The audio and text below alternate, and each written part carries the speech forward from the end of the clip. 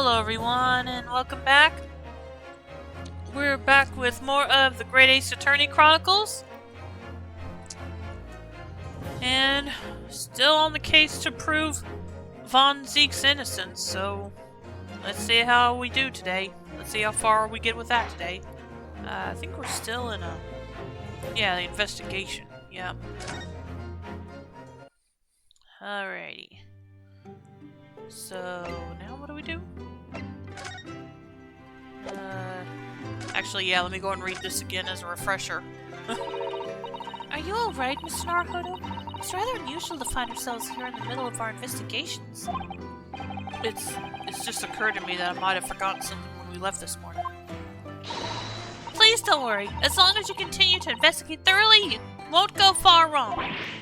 Oh, yes, of course. I must get back to work as soon as possible. Yeah, okay.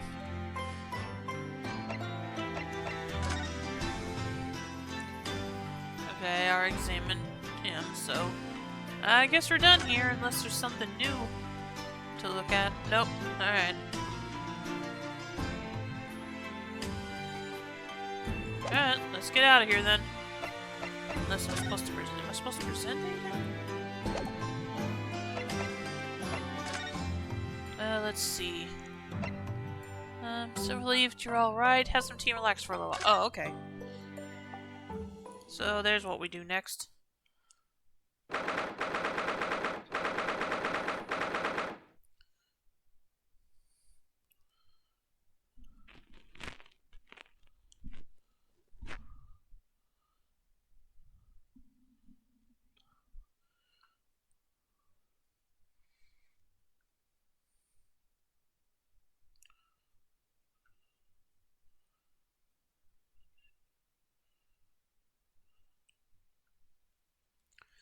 Second of November, Shom Suite. Mit dem Schwarzbiergebot, bodend wie ein Feuerberg, den Schlund es mir verbrannt, ach Hopfen deine Wut.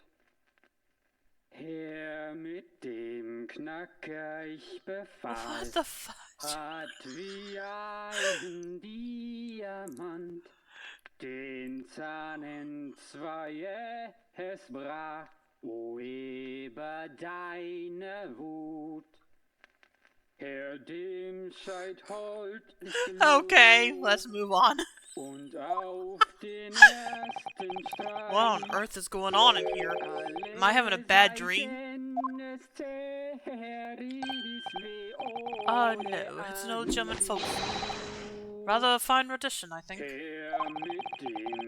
That's the least of my concerns. Yeah. Iris? Oh, fudge. Of course it's gonna do that. Oh, fudge, she didn't find out, did she? Anyway, let me try to get the video back on. Okay, fine. It's gonna be like that, huh? Alright, just a sec. Just bear with me a moment.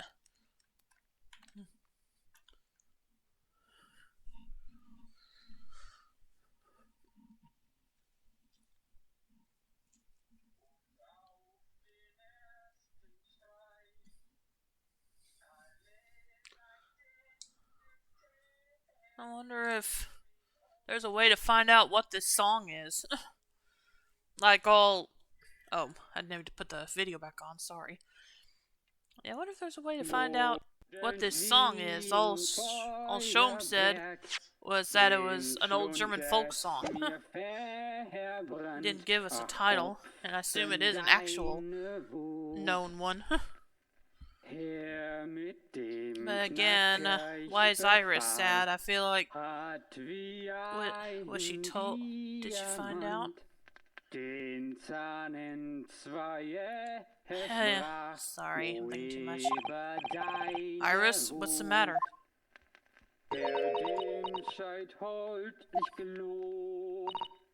Who is that sprawling... that relaxed gentleman over there? Wait, isn't that your dad? That's who I thought it was. Her mit dem Schwarzbiergebot. Iris, she listening? Excuse me, sir. I do apologize for troubling you whilst you're singing so merrily, but... Is he? Would you be kind enough to explain the situation?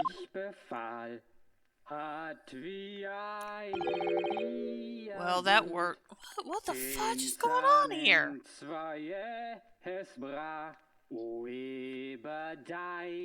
And obviously he's not singing it. Oh my gosh. A crooning gentleman and a mute young girl. A rather tantalizing juxtaposition. He's unconscious, isn't he? Oh, brother. I don't know what's going on here. And one that appears to have incited the gods' introduction within me to find their voices, too. Ah! Mr. Sholmes, do you mean... The strains of reason within me are playing now as a delightful duet.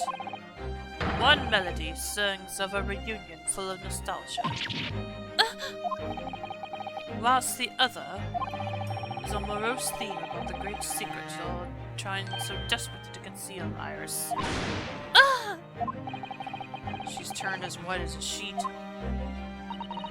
So, as usual, you've instantly seen to the very heart of the matter. And by the time my own brief performance is over, I feel sure this gentleman's song will reach its finale.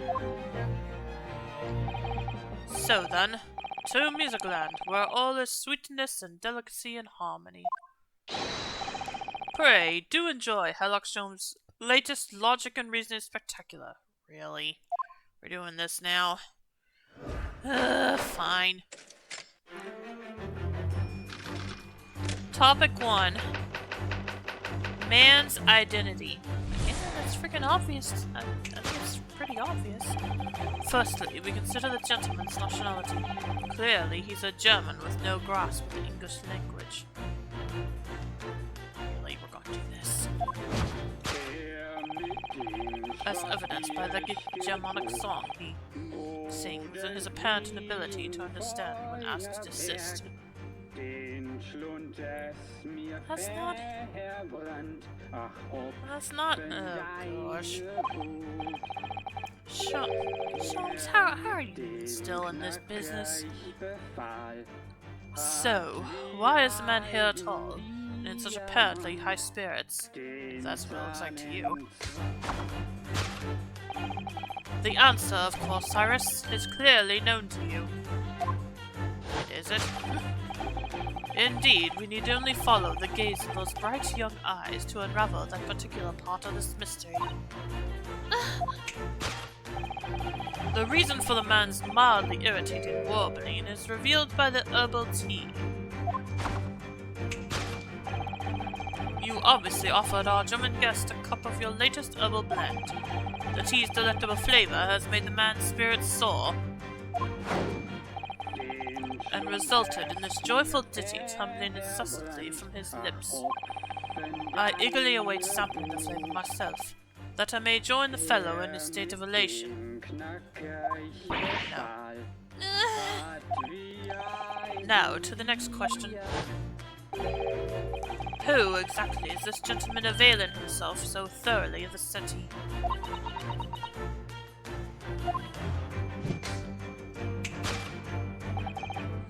As it happens, a number of years ago now, a certain gentleman of German origin engaged my services in solving a particularly delicate case.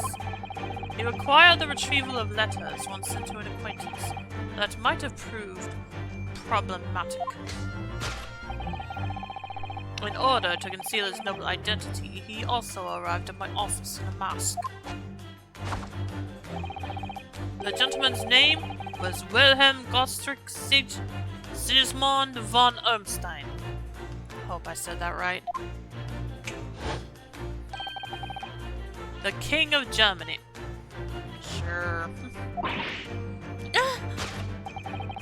If my memory serves, the mask worn by this gentleman is identical. Yes, there can be no question. That mask belongs to the King of Germany. No, it doesn't. It would appear that His Majesty remembers the fine service I afforded him, and has decided to show his face again, mask and all, in order to express his gratitude. A well-mannered monarch, indeed. Wouldn't you agree, my dear fellow? Oh my gosh.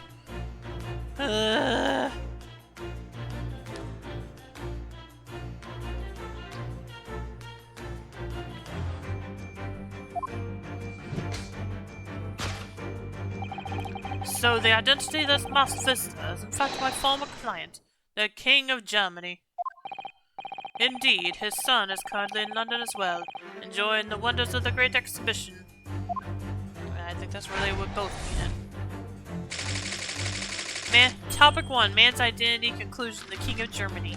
Topic 2, Girl's Silence. Which leaves us with one remaining imponderable. Yes, you, young Iris.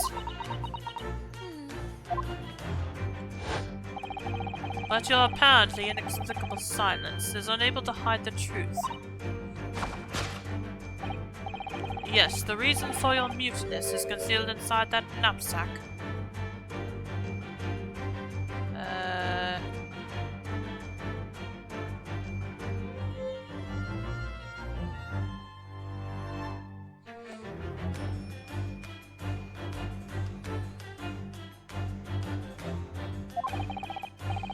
A £5 note, I believe. I must say, as your compatriot, I am deeply saddened. It would appear that you've allowed yourself to be bribed into silence by His Royal Highness, earning yourself some spending money in exchange for keeping quiet about the King's secret. And now, the final piece of the puzzle. What is the secret you strive to hide with your silence, Iris? Ah yes, we need only follow that brief involuntary twitch of your eyes to find the answer. You were attempting to abscond with that coffee cup.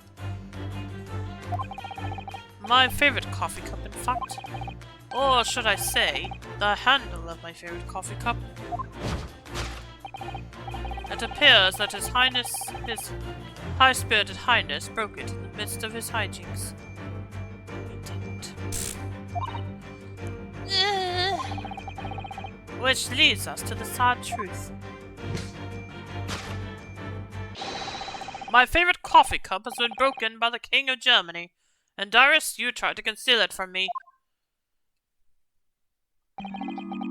I shall have a bill sent via governmental channels to the German royal family for its replacement.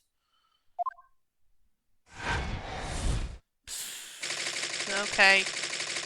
Conclusion to hide the coffee cup. Yeah, I don't think so. Thus concludes Herlock Sholmes' great deduction of this painful puzzle. Uh-huh.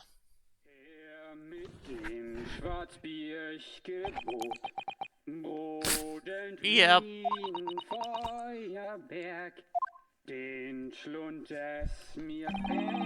With your silence as well, the fellow's jovial warbling rather rings in the ears, does it not? Mr. Sholmes, I must say something does rather trouble me. Pray, Mrs. Otto, do tell. His Royal Highness doesn't appear to have moved a muscle since we arrived. Oh, and you haven't said a word either, Iris. If Mr. Sholmes has all right, you might as well own up to it now.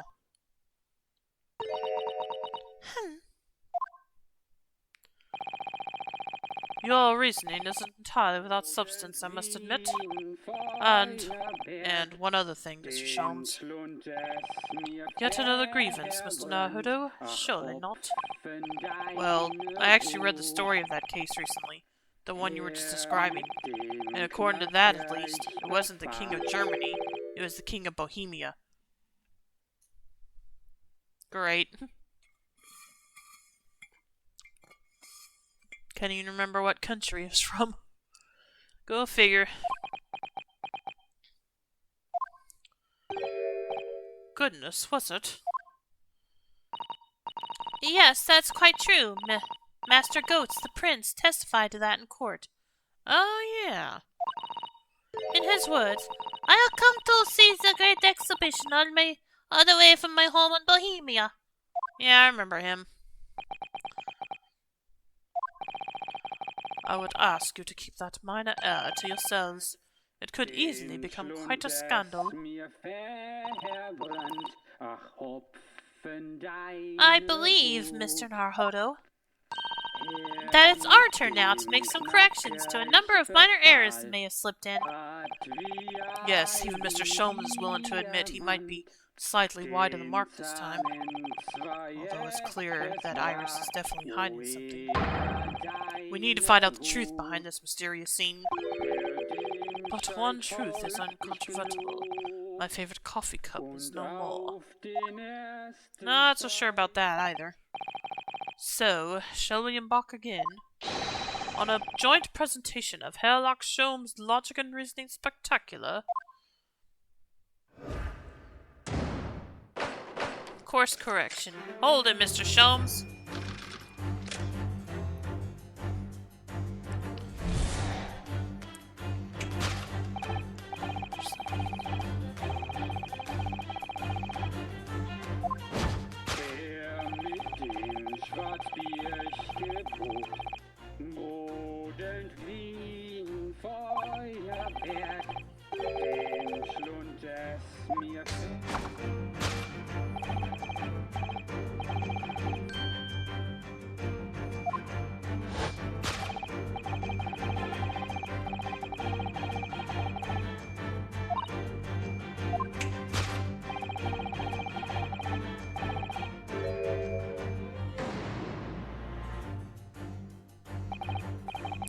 So what, it's some mix of herbs that gives you the urge to sing?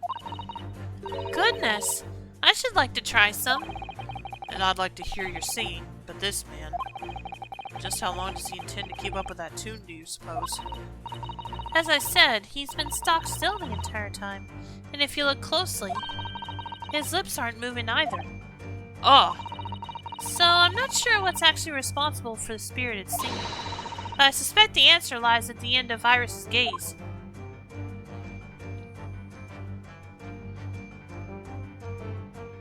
The reason for the man's mildly irritating warbling is revealed by the herbal tea. That's not...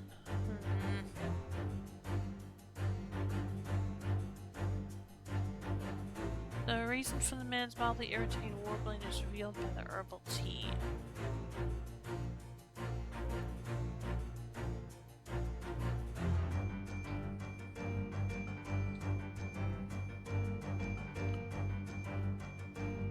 The mask?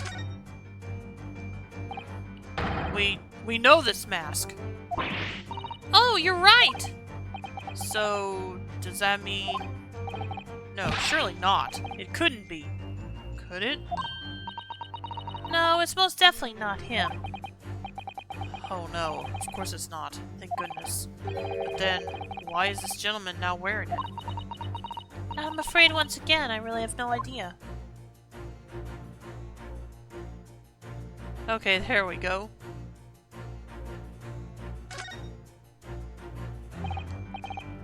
Wait, this... It's a gramophone, still rarely seen in our own country.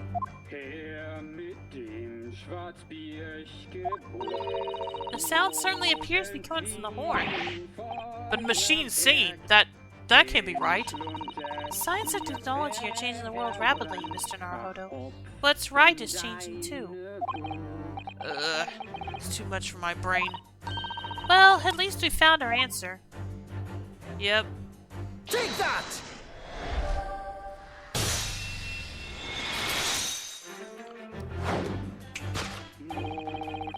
The reason for the man's mildly irritating warbling is revealed by the gramophone. Indeed, for no well-bred gentleman would break into an obscure folk song when making a social call.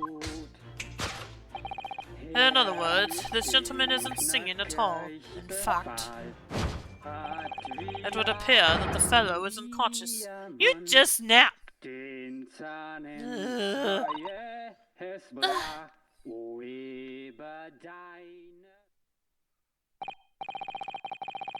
The music seems to have stopped now.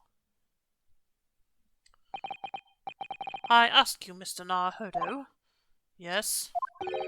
Why would I have purchased a recording of that gibberish? How should I know? Well, never mind. On with the deduction. Who exactly is this gentleman availing himself so thoroughly of the settee?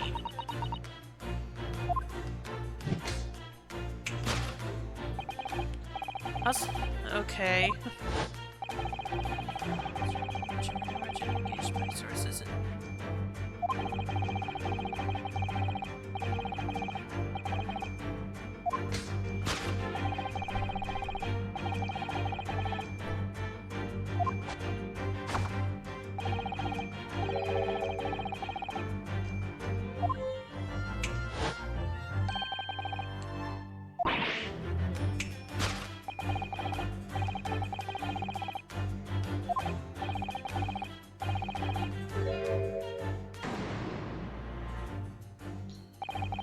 Although we've already established that it was actually the King of Bohemia. It seems Mr. Sholmes intends to persist with his Germany theory for some reason. Come to think of it, the young prince was wearing a mask as well, wasn't he? Master Goats? The boy whom you had in tears? Don't remind me, or anyone else. Do you suppose all members of the aristocracy of mainland Europe wear masks? I'm sure they do. Well, probably anyway. The point is, that mask doesn't belong to any king. No, that's right, as we well know. Because we can identify the true owner of this mask.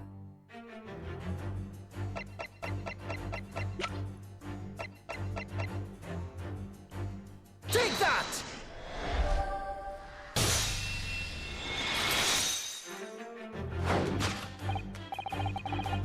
Yes, there can be no question. That mask belongs to Kazuma Osogi. In other words, my memory is sublimely unreliable. At least you admit it. Only you could try to make that sound positive.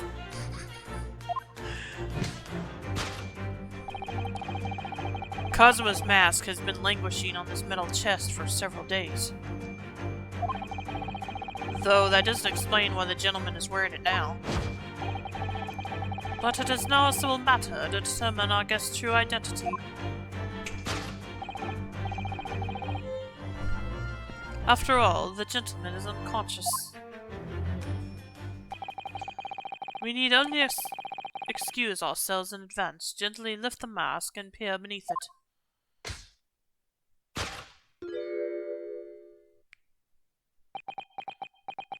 Yep. I don't believe it. I can. I do. Ah! Father! Ah! I'm afraid, Mrs. Otto, you must be mistaken. No! I think not, Mr. Sholmes.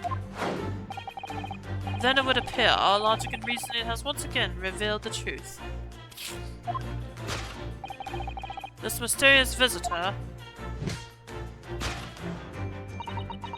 is my unconscious father, Eugene Mikotoba.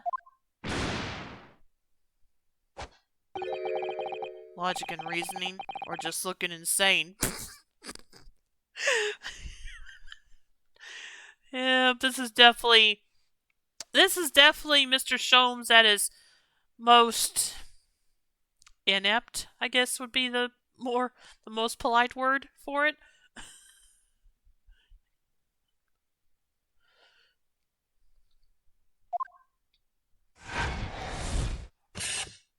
Conclusion, Eugene Mikotoba.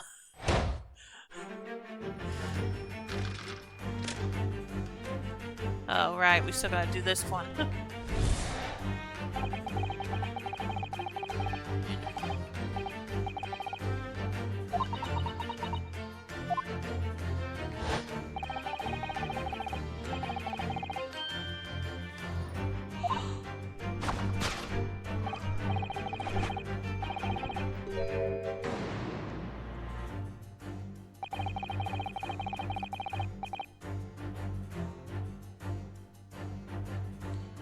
So that's a 5-pound note poking out from Iris' knapsack, is it? Oh dear, I can't be sure. Most money that we encounter is in coin form. I know. I'm not even sure if we've seen any banknotes here in Britain at all, have we? But anyway, Father would never have paid money for Iris' silence. He certainly seems like the silent type himself, though, judging by his present state. There must be some other reason for Iris' silence, I suppose. Perhaps what Iris is trying so hard not to give away with her eyes is something entirely different.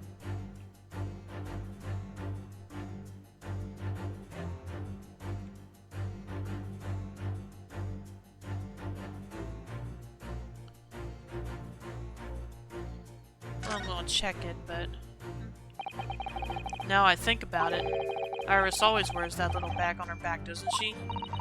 Yes, that's right. Though it's easy to forget about because you can't see it from the front. There are 2 little felt dolls attached to it as well. Are there? I had no idea. I don't remember ever seeing them before. Is it possible there's always a 5-pound note poking out from her bag that I just haven't noticed before, too? I couldn't say with absolute certainty, but I think it's unlikely.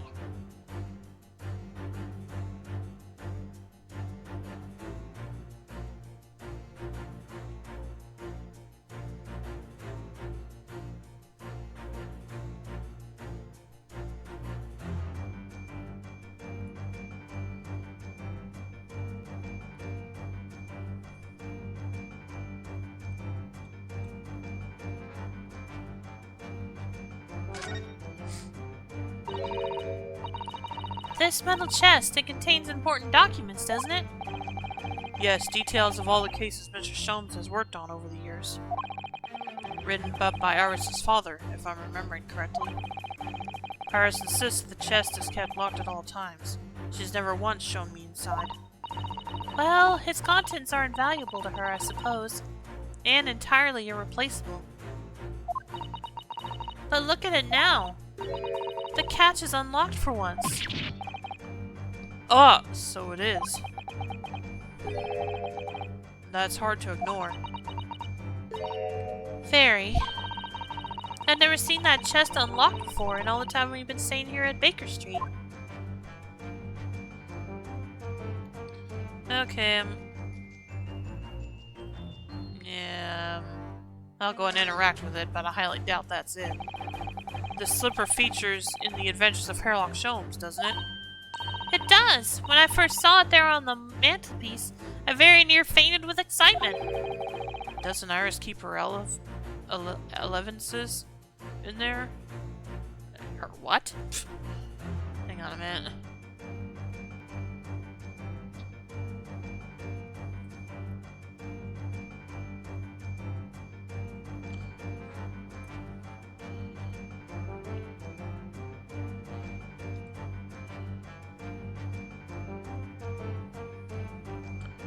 Elevenses is a short break taken at around 11 a.m. to consume a snack or drink. Wait a minute.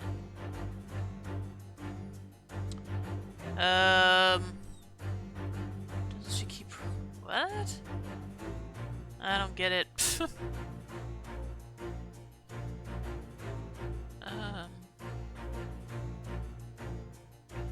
Okay.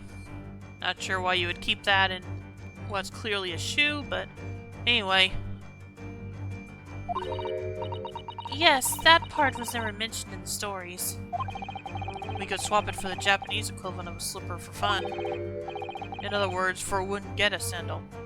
Yeah, it probably would be hard to hide that in there. But then it wouldn't be possible to hide anything inside, exactly. Which matters because...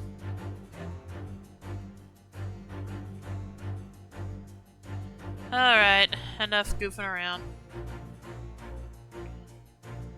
Take that!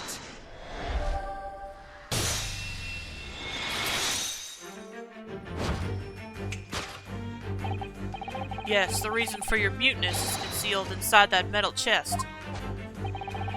An excellent observation, for upon closer inspection, there is something different about the chest's appearance. Oh, there is a broken coffee cup. I just now saw those pieces on the floor. It's kept locked at all times, yet now the catch is open. Evidently, this has something to do with your refusal to speak, Iris. But if it's a simple enough matter to incite you to speak. I'm sure. I merely need to open this chest.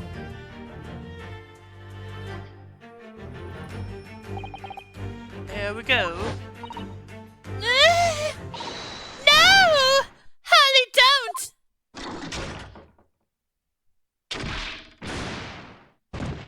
What?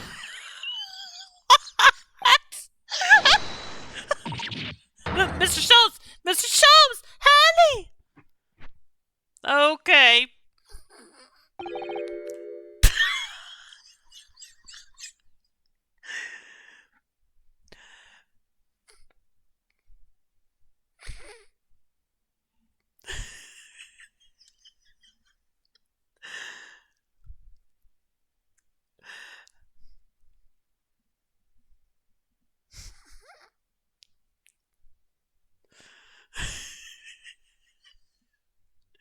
I'm sorry.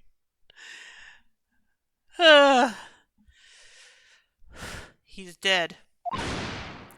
Never! Oh, Harley, I told you not to open it. Ah, so you found your voice now, Iris? Ah! In other words, what just happened clearly reveals the truth here. Yes, the real reason for your silence until now is... This is somewhat different to the usual dance of deduction you perform with Mr. Sholmes, isn't it?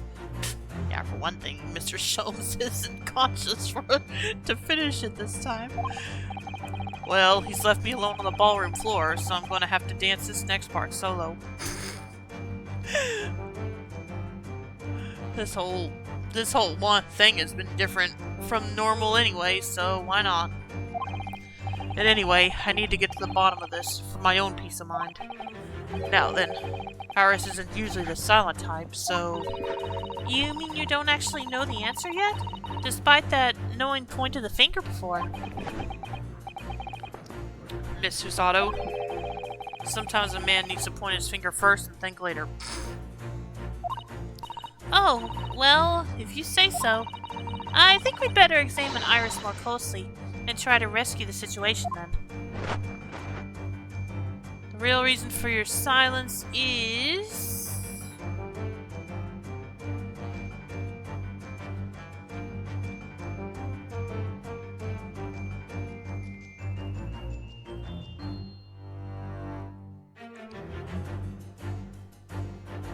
Oh, hello. Just for the heck of it, let's just look at everything else first. Iris always dresses in these frilly clothes, doesn't she? I've always thought this skirt is rather delightful. It's pretty sizable with all those frills. Sizable enough for a sizable secret. You seem to be rather fond of that idea. But you certainly can't go investigating further. Does it look like that's what I was thinking? No, but it is odd you brought it up. Anyway. Let's see. Can I not... Was I not able to... Was I not able to... Okay, nope, can't do anything with the cup. So, yep, moving on. Wait, what? I can look at this again? Alright.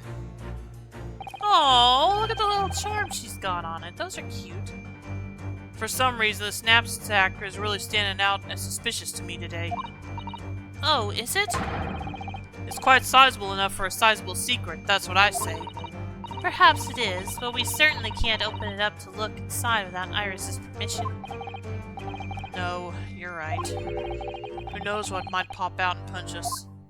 Well, okay. I look a little... Alright, assuming there's nothing else to look at. We'll just stop goofing around now. That's a key she's holding. Look. I'm sure that wasn't in her hands before, was it? No, you're quite right. It's appeared as if by magic. That's strange. A big old iron key. Where did it materialize from?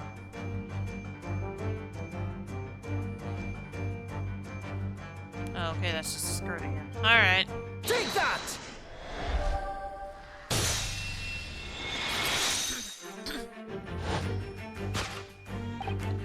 Yes, the real reason for your silence until now is that key behind your back. Ah!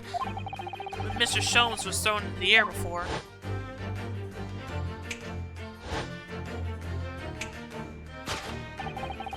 Just before you called out to try to stop him, you slipped something out of your mouth. What? You gotta be okay. That something is the key now in your hands. No doubt the key to the chest. You're so clever, Bruno. So now it becomes clear. Thanks to Mr. Sholmes' graphic demonstration, we can well imagine what happened here. But... Professor Migatoba also opened that metal chest only to be punched into the air. And land sprawled on the settee. But wait, that doesn't explain all the facts. What about the stylish scarf and the cup of tea? And above all, why would he be wearing Kazuma-sama's mask? Well, for those curious details, I can think of only one explanation. Clearly an unbelievable miracle took place in this room. Isn't that right, Iris? Consider how the room was arranged before this whole painful experience took place. When Professor Migatoba opened the chest, completely unaware of what awaited him inside, the mask was flung into the air just as he was, only to neatly land on his face when it fell back down. And the teacup's journey through the air ended when it caught on the unconscious professor's finger. You mean to say that the stylish scarf is actually just a tablecloth. This is the great detective's office, after all, a place of miraculous deductions.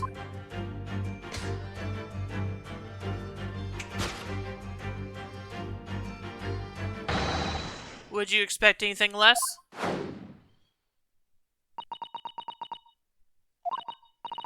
Yes, you're right. It happened exactly as you said. Brilliant, Bruno. Thus concludes Ryunosuke Naruhodo's great deduction of this punchy puzzle.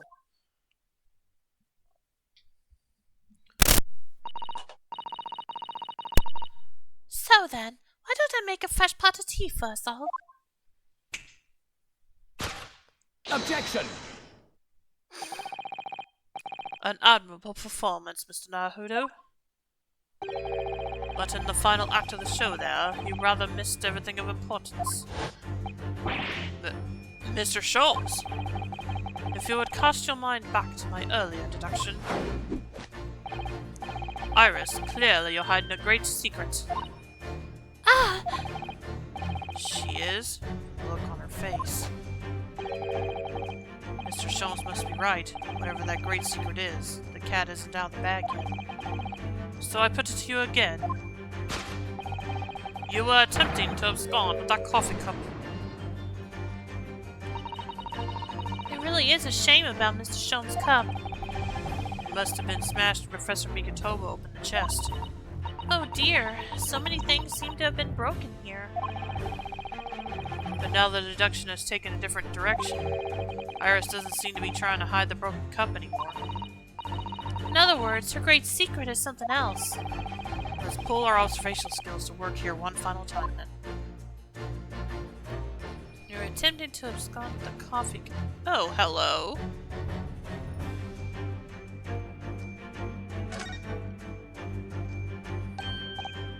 Oh, look. There. There seem to be more papers there. Is Iris trying to hide them underneath the tray?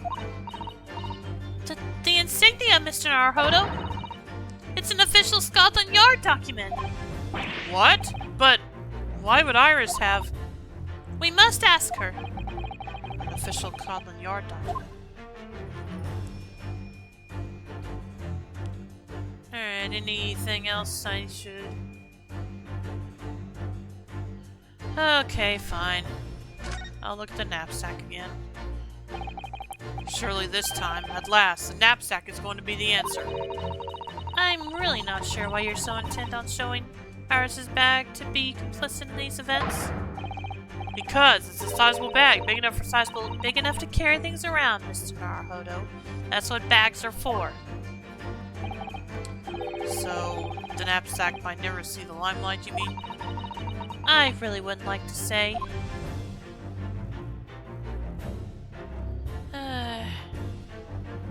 Is there anything else to check out before I...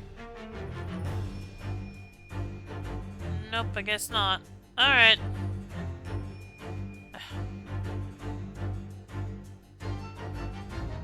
Take that!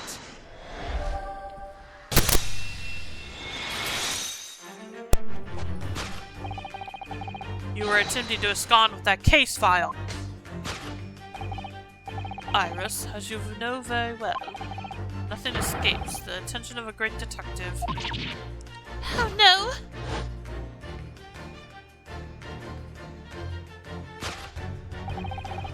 We visited Scotland Yard's autopsy laboratory earlier today. And Dr. Gorey informed us that the autopsy report of Clint von Zeeks had gone missing. Oh. Clint von Zeeks. Yes, I do seem to recall that some years ago I asked to see the report in question. You were with me, weren't you, Iris? Some years ago? She's not... How many years ago? You mean it was you, Iris? So those papers you have there are... I'm sorry. Forgive me!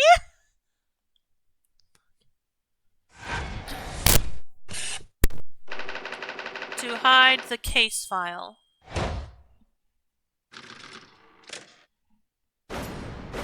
Deduction complete. Elementary.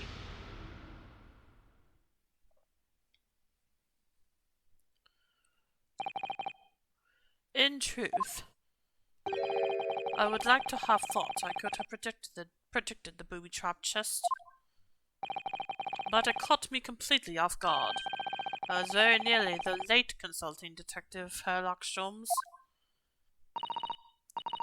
I'm sorry, Hurley. So you mean this autopsy report really is?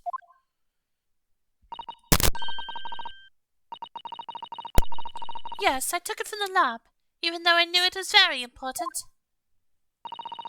Was there something in it that troubled you, Iris? Not exactly something that troubled me. Something I'd been looking for. When I saw this report, when I saw the writing in it, I knew it was Daddy's. Ah, dang it. The writing? Your father's writing? What do you really mean?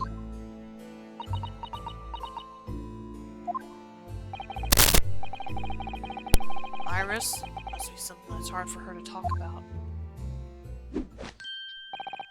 Forgive me for interrupting, my dear fellows. Mr. Sholmes, what is it? I feel as though the poor unconscious gentleman on the settee has been somewhat forgotten. Yeah, and I'm wondering why he didn't wake up before you. Ah, father! Perhaps we should find our guest somewhere more peaceful to rest. Mr. Naruhodo? Yes? Would you be so kind as to lend him your bed? We must do our very best to make him comfortable, I feel. Oh, yes, of course. I'll help you carry him up. So will I! No, I can manage alone, thank you. You have tea to enjoy. We wouldn't want Iris's brew to stew. Because there's no better way to make the Professor comfortable than dragging him upstairs like a trunk. I wonder, perhaps that was deliberate. Maybe Mr. Sholmes is making himself scarce to give Iris the chance to talk more freely.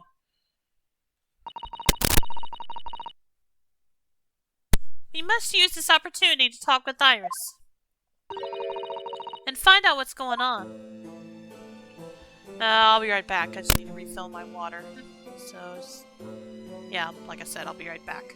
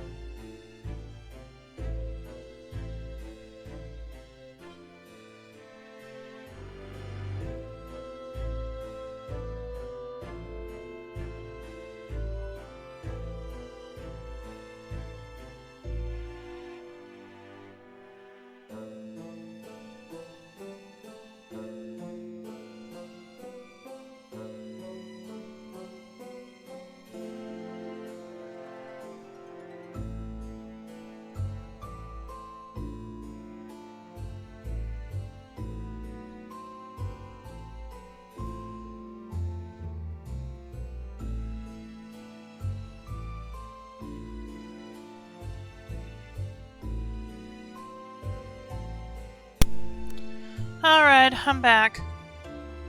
I may be getting a phone call in a little bit, so if I suddenly have to take it, I hope you understand. Anyway, we need to talk to Iris now.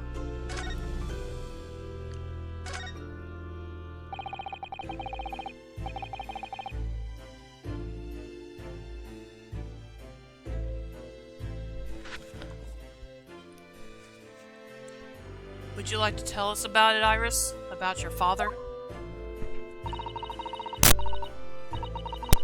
I'm sure I told you before, didn't I? That Daddy used to be Hurley's partner.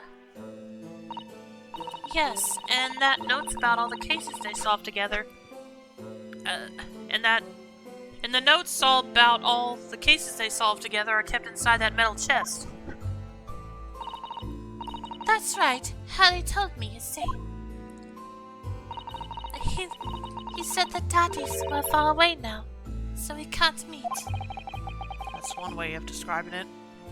Well, technically it would be the truth even if he was still alive, but yeah. Then, when I secretly unlocked the chest and read through the papers inside, I started to build up a picture in my head of what Daddy must be like. Well, that's only natural. You're just like any other girl of your age. I read that Daddy was a professor of medical science, so I studied and took my degree too. Well, that's only natural, I suppose. In that respect, you're not quite like any other girl of your age, though. But there was one thing that I could never find out. Daddy's name. Oh no. So that's how she finds out. His name wasn't anywhere on any of the notes that he'd made about his work with Hurley.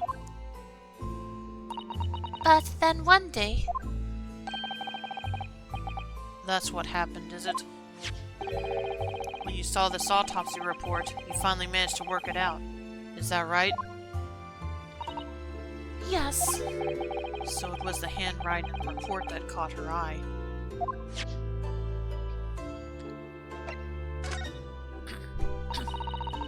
When I saw the writing on that report, I could hardly believe it. I know that handwriting, I thought to myself. Because it was the same as the writing you'd seen on your father's case notes? Exactly. I was desperate to compare the two properly. I needed to see them side by side. I asked the doctor in the laboratory, but I was told I couldn't take the report away. And even worse, I was told that was the first and last time we'd be allowed to even look at it there. So you decided to steal it.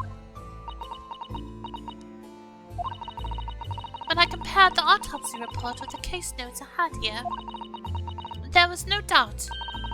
The handwriting was exactly the same. It was Daddy's. And the signature of the coroner at the bottom of the autopsy report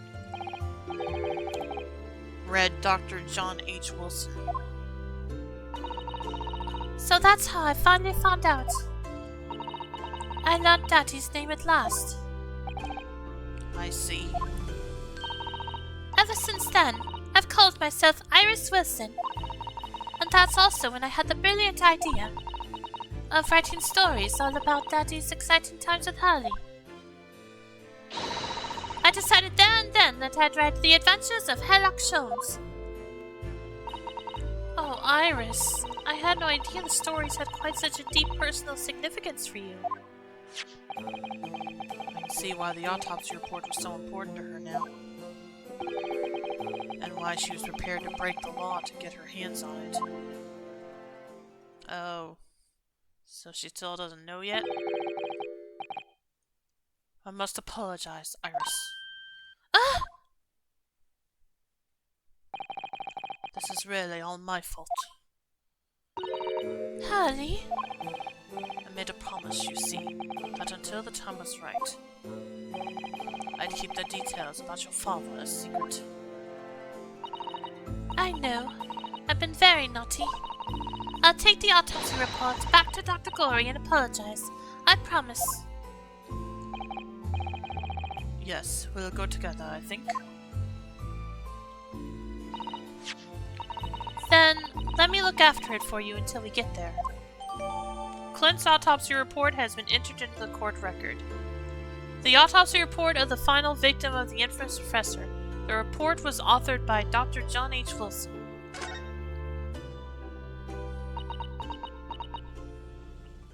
I'm going to take a look at that real quick. Victim, named Clint Von Zeeks, male, age 33, nationality British. Time of death, 31st of May, between 9 p.m. and midnight. Death from a single stab wound to the heart.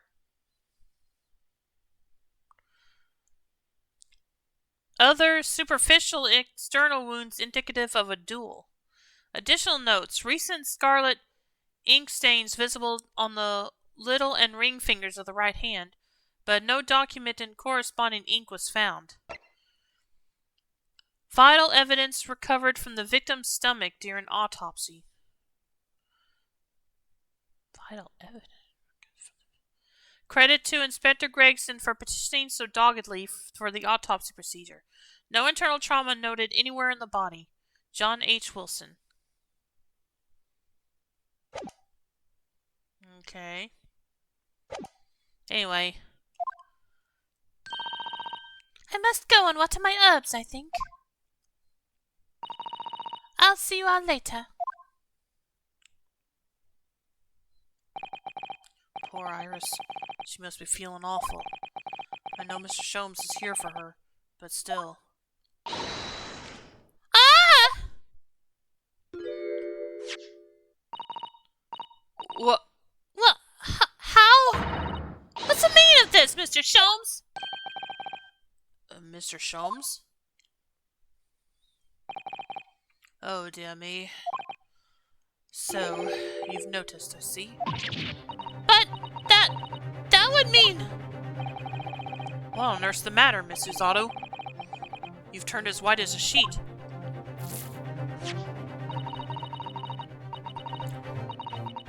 It's this autopsy report, Mr. Naruhodo. The one from 10 years ago. The writing isn't Dr. Wilson's at all. Huh? Well, what do you mean? How could you possibly know that? Because I know this writing very well. This writing is it's my father's. What? Professor Migatoba's? Indeed, it's true. And now you know, my dear fellows. No! I don't know anything! What on earth does all this mean, Mr. Sholmes?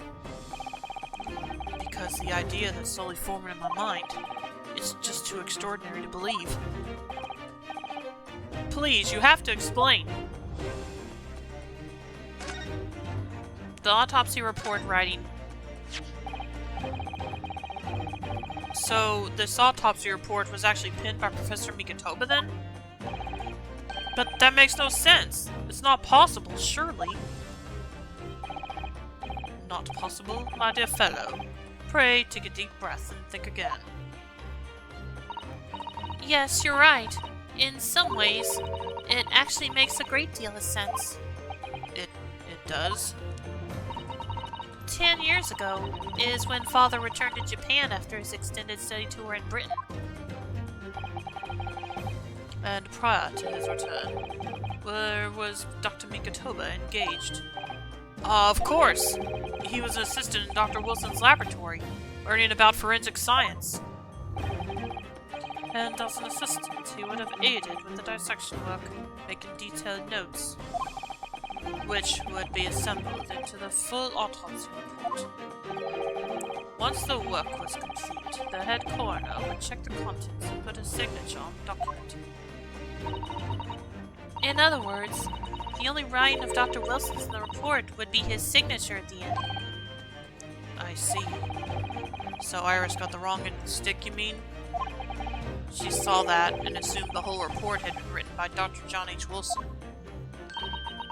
Which is very understandable, of course.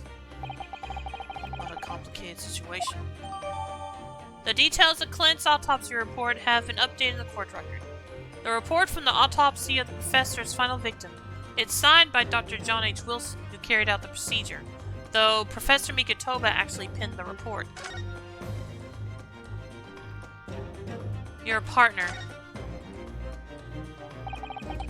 Thinking about it, most of what we know about you, Mr. Sholmes, comes from the published stories of your exploits. Yes, The Adventures of Hairlock Sholmes, written by Iris.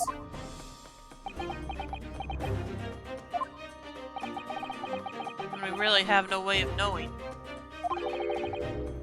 what's fact and what's fiction. Most troubling for you, my dear fellow, I'm sure. So, what about the supposed partner of yours? Did he really exist or not? Oh, you've come straight to the point, I see. And please come straight to the answer. I believe Iris explained it in one of her installments. He was a trusted comrade, and the only person I could truly have called a friend. And did this partner of yours truly make a record of all your cases? Are his notes really stored inside that metal chest? Absolutely, my dear madam, absolutely. So, where's your partner now? We rarely meet. You see, he lives on the other side of the world.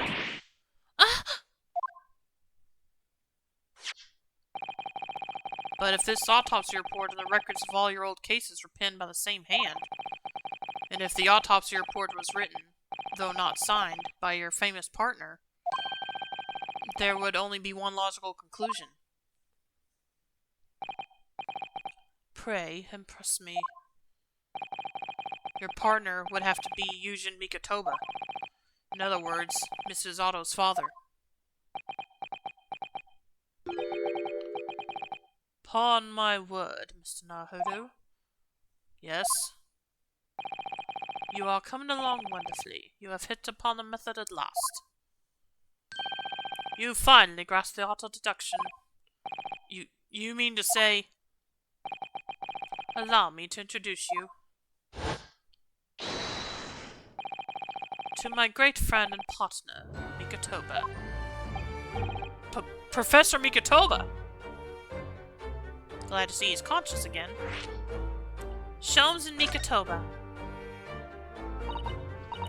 Does this mean that you're the real Dr. Wilson? No, my dear. I'm still my old self. Yujin Mikitoba, your father. Oh, of course. This is obviously too much for Susato-san to take in.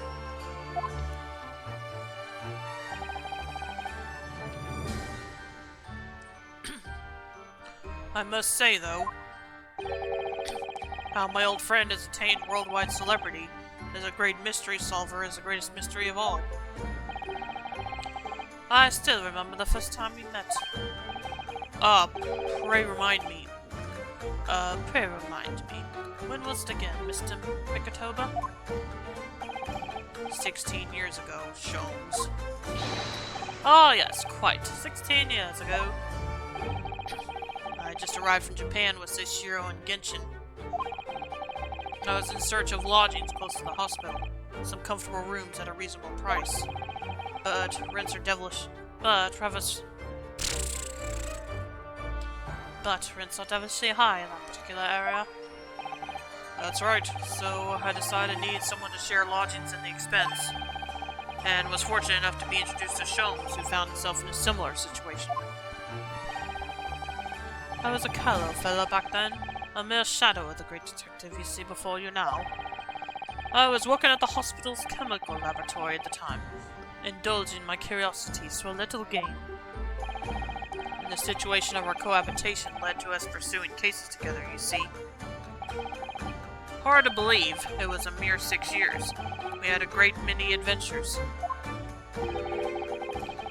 But in the last year of Mikitoba's stay in Britain, that most infamous of cases presented itself. The case with which you become rather familiar yourselves, the Professor killings. After the trial, Seishiro and I were summoned back home. Hardly surprising, given the circumstances. So, there you have it. And as you know, all the details recorded by my trusty chronicler remain in that metal chest. This is just amazing. Professor Mikotoba really is Mr. Sholm's famous partner.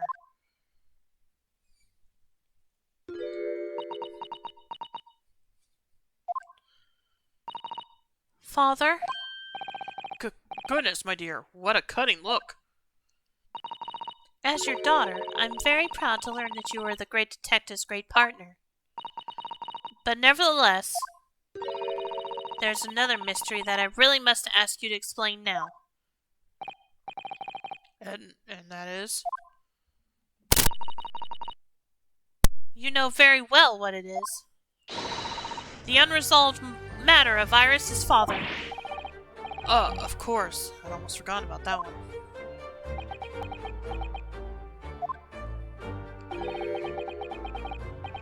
I should have seen this coming, I suppose. Iris' father. Iris told us that all the notes about the great detective's adventures that are in that metal chest were written by her father. Isn't that correct, Mr. Sholmes? That is indeed what I told young Iris. But if you're Mr. Sholmes' partner, Father, and you wrote all those case notes, then Iris' father must be you. Really? We're going there?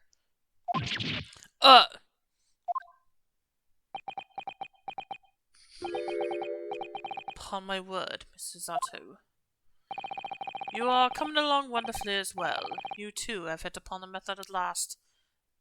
Please don't start anything. You finally grasped the auto-deduction. What? What you've always told me, Father, is that my mother died when I was born 16 years ago. And you left me in grandmother's care whilst you embarked on your study tour of Britain. Where are we going with this? And I've always accepted that. But all this about Iris...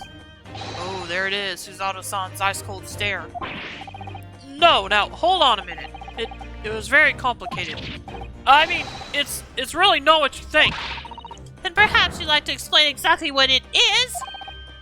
There it is. Now the eyes go from ice cold to red hot just before she... No, really, you've got the wrong end of the stick. Show 'em. Say something, man.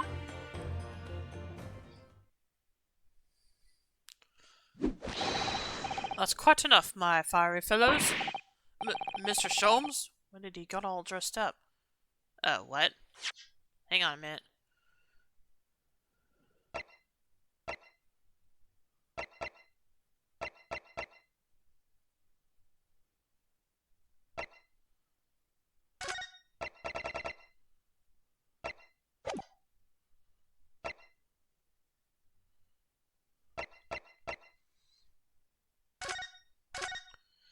I'm gonna save real quick to do something. So, just a moment.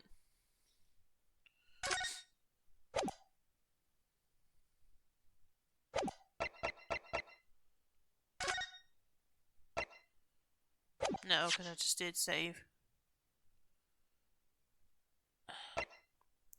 Okay, fine. I said I did save, but whatever. Alright, let me check something real quick.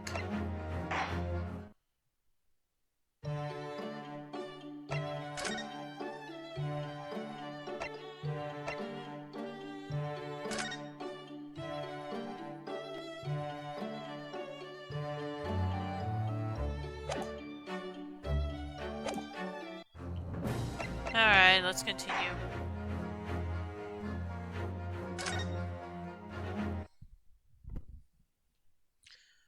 Oh, okay. I guess just meant... I think I'll leave him in his normal outfit.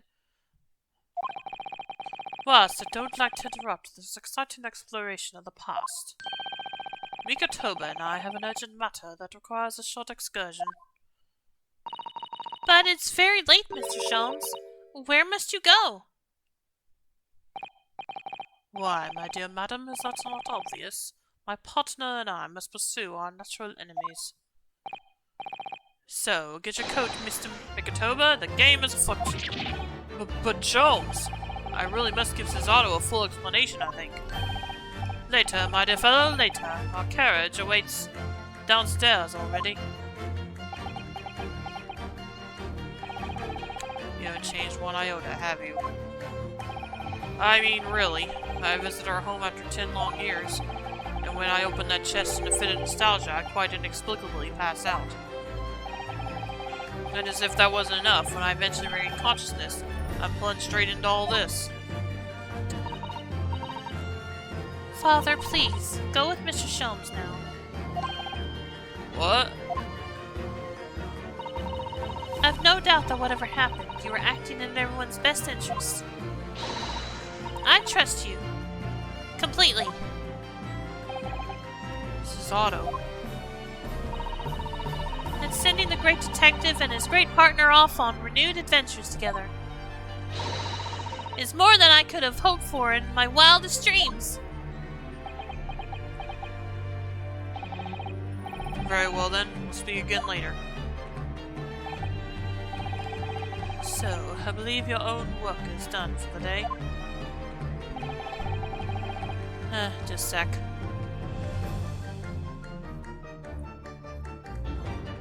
Okay.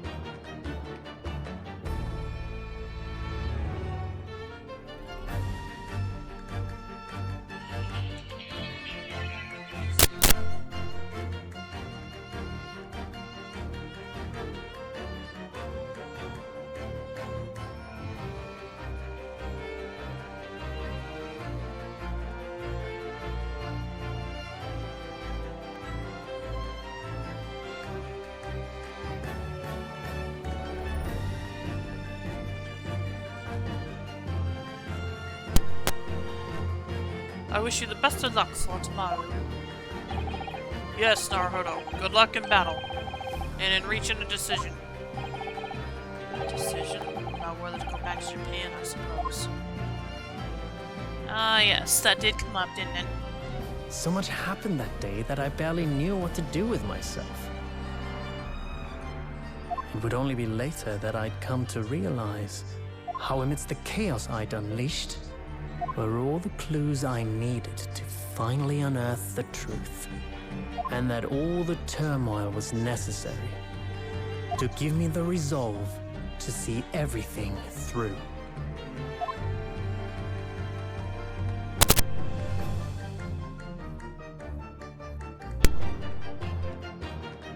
Oh, okay, so that's the end of part 4. Alright. The legendary pair trophy earned. For completion of episode 4 of The Great Ace Attorney 2 Resolve from its opening chapter.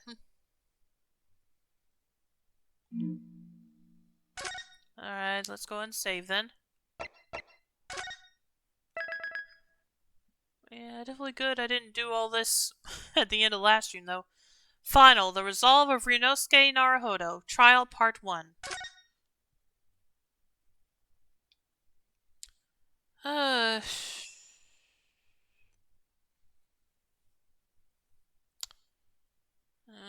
Normally I'd be wanting to take my break before I start this next chapter, but it's still a little early for that.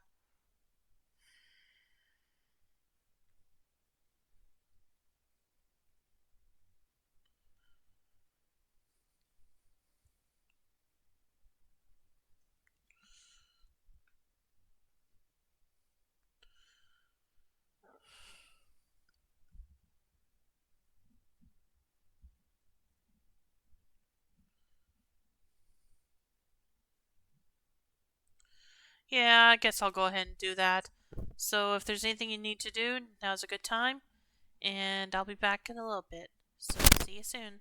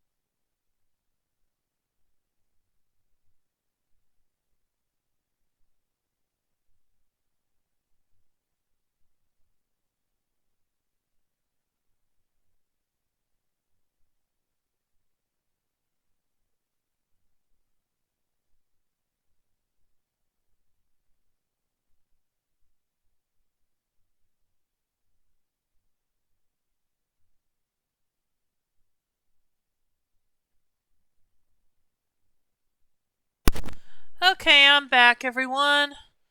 And we're now beginning the final chapter of the second Great Ace Attorney game. So, let's do it.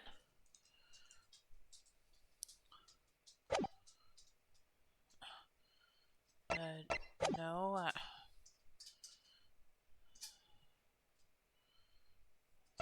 What are we doing? Alright, here we go. Final chapter, the resolve of Rinosuke Naruhodo.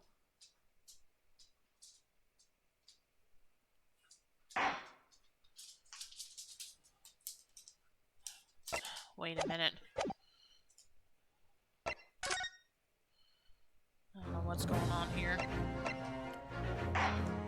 Let me see if that's still what happens. If it is, then I'll... Okay, there we go. Final chapter. The resolve of Rinosuke Naruhodo.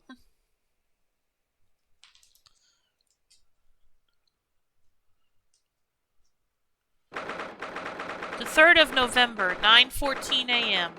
The Old Bailey, Defendant's Antechamber. So, the time's finally come. Today, we unravel everything. I'll be counting on your support more than ever today, Miss Susato. Miss Susato? Ah! Oh no! What's the matter, Mr. Naruhodo? Gee, what do you think? Nothing. I was just saying that I'll be relying on your support today, but... I'm so sorry. Of course. I know I can be rather incompetent at times, but I shan't let you down. Would you mind helping me to my feet then? Oh dear, I'm really very sorry.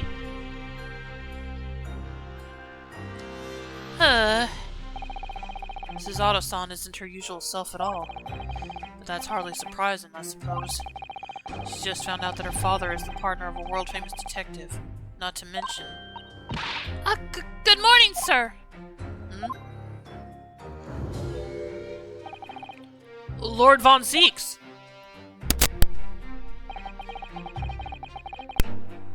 Thank you for all your efforts, Justin. What? Did I hear that correctly? What? Oh, no, nothing. Just, I hope we can clear things up today. I really can't make this man out. His face says I hate you, but his words are almost jovial today. In fact, he hasn't been very Reaper-like at all since this all began yesterday. Lord Von Zeeks isn't the Reaper, Mr. Naruhodo. Good point.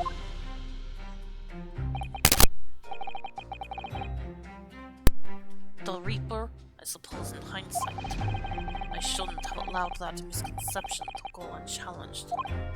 Huh? It was my tacit acceptance of that pseudonym. My failure to stop the Reaper becoming something more than a mere legend that led to all this.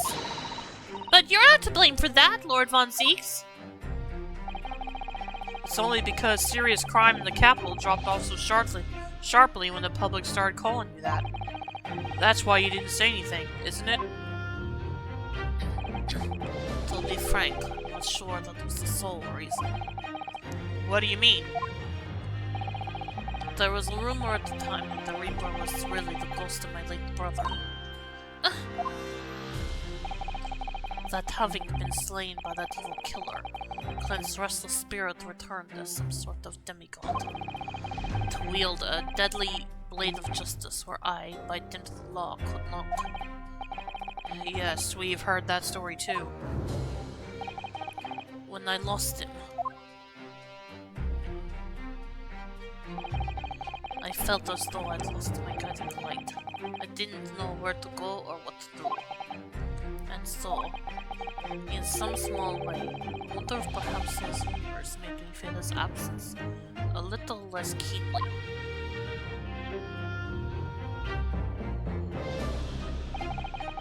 Even if I knew it was just an illusion, just some nonsense conjured up by an over-imaginative public. He was obviously extremely important to you. Lord Clint von Zeeks. Well, what's important now is uncovering the truth. That's all that matters. I know that you didn't take anyone's life. And I intend to prove that beyond a shadow of a doubt in court today. I never thought I'd say this, but I can see it in your eyes. That burning desire to cut through all the lies and deception. I can't deny it any longer. You are a lawyer of absolute integrity. Thank you. Now tell me, why do I detect the scent of expensive tea leaves in the air? Iris? Yep. Oh, Iris, when did you get here? Oh! I brought you one of my special blends. Harry loves it. He says it helps him to clear his head. I think you'll... Oh. That's surely the first and last time I'll ever see a sight like this. You seem different today, Iris. Oh. Sort of subdued, I suppose. I am not. What happened yesterday is obviously still playing on her mind a lot. She's clearly very troubled about having stolen that autopsy report from Dr. Sith's laboratory. Alright then. Good luck to you both. I have to make a move now. Oh, you're not staying? I thought you'd want to watch today's proceedings. Well, I'd like to cheer you on, obviously. But I've got lots to get ready. Get ready? For what? Oh, yes. Would you take this? Isn't that one of the little felt dolls that's usually dangling from your knapsack? Yes, it's a lucky charm. A little, Hurley that I made once. He's a bunny. Hurley? Looks more like a Harley to me. If for some reason you completely ran out of options in the trial today, then just pull this into Hurley's ears as hard as you possibly can. What? Pull his ears? That's right. It's a way to bring good luck. I think you might need it. Iris's lucky charm has been entered into the court record. A little doll of Mr. Sholmes in hair form. I've been told to tug its ears if I run out of options in the trial today. Okay.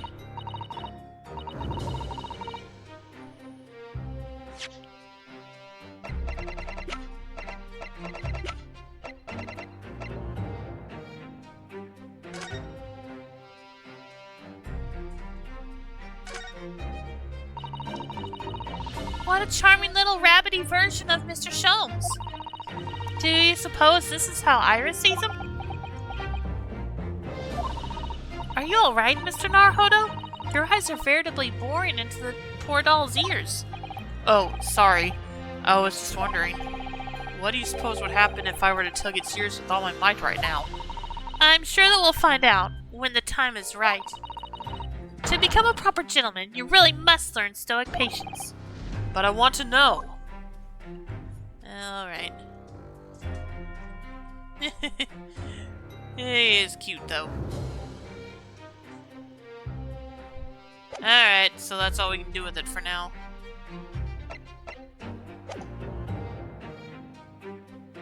You think what we'll need is luck? I just need to peek inside the courtroom. And it seemed very different to normal.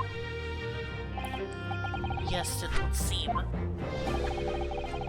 that a certain someone has decided to pull out all the stops. Oh dear.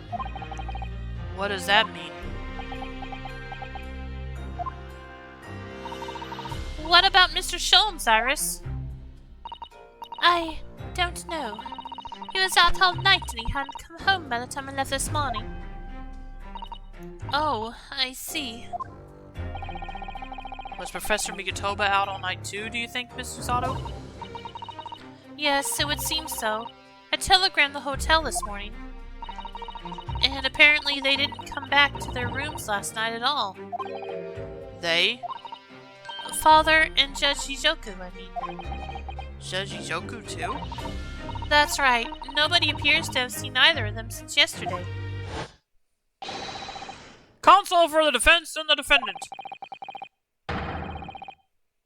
Court is about to be in session. Please make your way inside the courtroom at once. Good luck then, Reno. Good luck, Susie.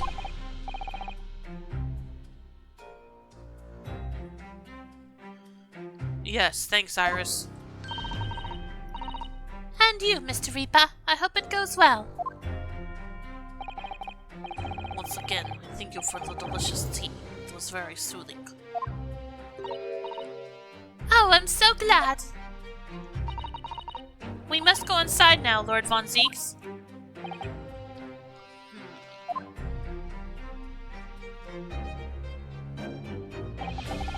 Lord Von Zeeks has always been the formidable prosecutor I've had to lock horns with in court. But not today. Today I battle with another in pursuit of the truth. My best friend, Kazuma Asogi, who I trust more than anyone else in the world. Now I understand what it was that drew me here to Britain all those months ago. Now I know exactly what destiny had in store for me. It's all been leading up to this one day. This one trial. To this one final reckoning.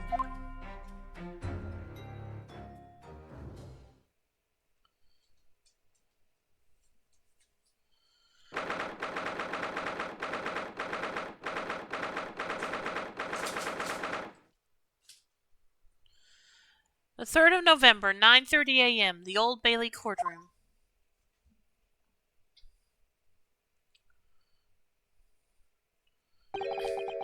It feels even more oppressive here than it did yesterday.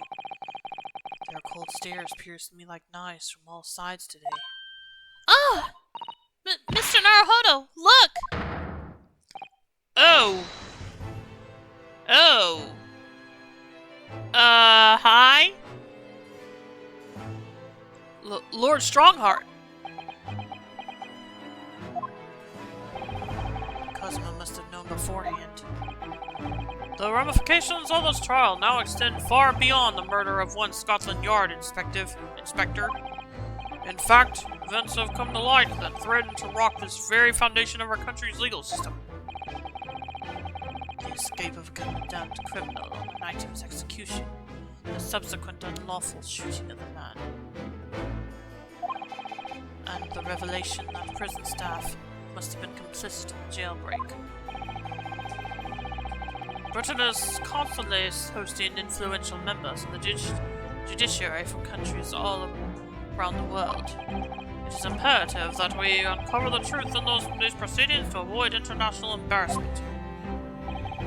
By royal decree, this will continue to be a closed trial,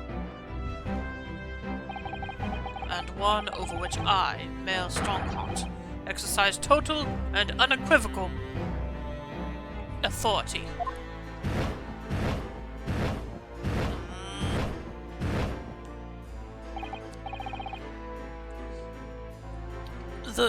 The 6 jurors' flames just...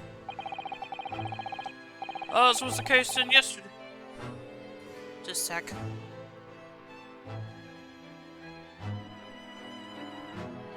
Okay.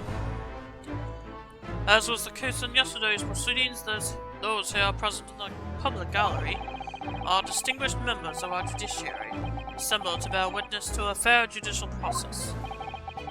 In other words, collection of your acolytes, Lord Stoneheart.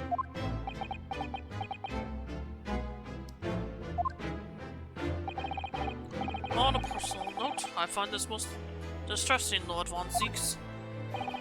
You were a prosecutor of exceptional talent. Much like your brother Clint, in fact.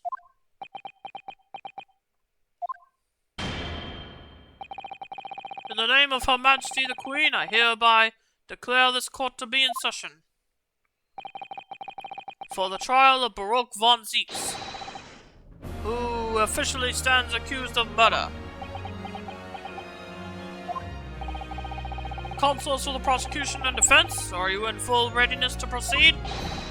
The defense is ready, my lord. As is the prosecution. Yesterday's proceedings brought to light a shocking and disturbing fact. There was a side to the victim, Inspector Tobias Gregson, that was unknown to his superiors at Scotland Yard. Yes, he was carrying out operations in secret, which Scotland Yard knew nothing about. And in those clandestine operations, he had an accomplice, Mr. Daily Vigil, who would be given the inspector's identification and present himself around the capital in order to establish credible alibis for Gregson. In that way, Gregson appeared to be carrying out his regular Scotland Yard work, when in fact he wasn't. At the end of yesterday's session, Mr. Vigil, who had been suffering from amnesia, regained his memory. It would appear he buried his memories of the time deep inside himself as a means of self-preservation. Because whilst he was engaged as chief warder at Barclay Prison, he abetted the convict's escape. Mr. Vigil is currently recuperating at St. Sinners. He's recovered enough to give a signed statement about his movements on the day prior to the incident. He is formally admitted to posing as Gregson whilst investigating the Red-Headed League. Which brings us to the crucial issue of the victim's time of death. The defense yesterday proposed a suggestion that the victim may have been killed one day earlier. This was based largely on the discovery that the victim's pocket watch had not been wound. The prosecution has a report on that subject, my lord. Really? Go ahead, Prosecutor Sogi. I met once again with the coroner yesterday to discuss the issue. She confirmed that the defense's suggestion could not be ruled out. It's entirely possible that Inspector Gregson was killed on the 31st of October, the day before his body was discovered. I have here an updated autopsy report that includes the amended details. But the official opinion of the investigation team was made clear yesterday that the time of death was 5 p.m. on the 1st of November. There are indications of an attempt to disguise the real time of death, however. It seems that the natural decaying process of the victim's body may have been slowed by keeping it chilled. That's up to the question. There are no refrigeration devices in that part of London large enough to accommodate a human corpse. My lord, this is more than just conjecture. There's evidence to support the idea. We must investigate it thoroughly. Very well. The court will accept the new report as evidence. However, if this updated report is deemed to be accurate, it would give renewed significance to the movements of the victim on the day before the Fresno Street incident. It would, yes, especially since on that day, Inspector Gregson was using Mr. Vigil to cover up his real movements. It's conceivable that he was killed in the course of his secret activities.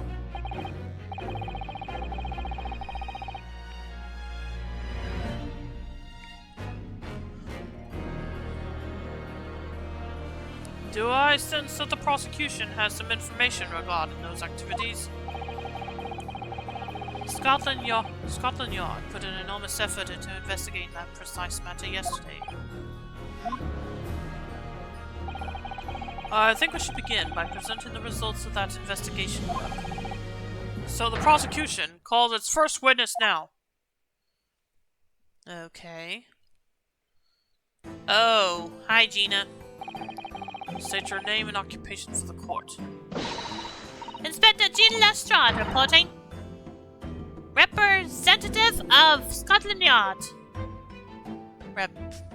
Okay.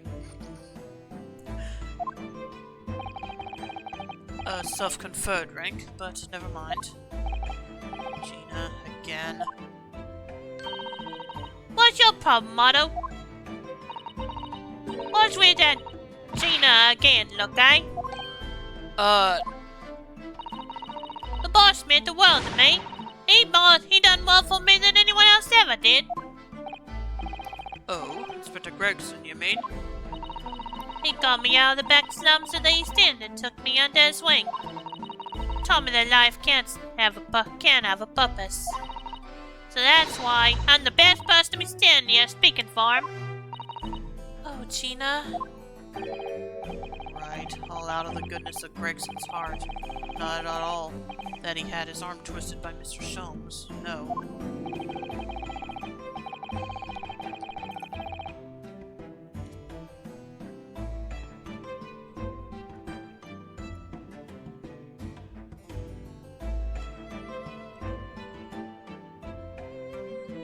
What's relevant to these proceedings is that the outcome of Scotland Yard's investigations yesterday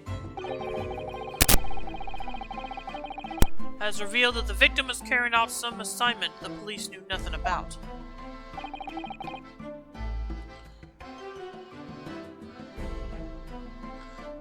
Very troubling. That face. Lord Strongheart knew. So, Inspector Lestrade? Knew what now? Oh. Let's hear exactly what it says in that report. Come on right up, sir.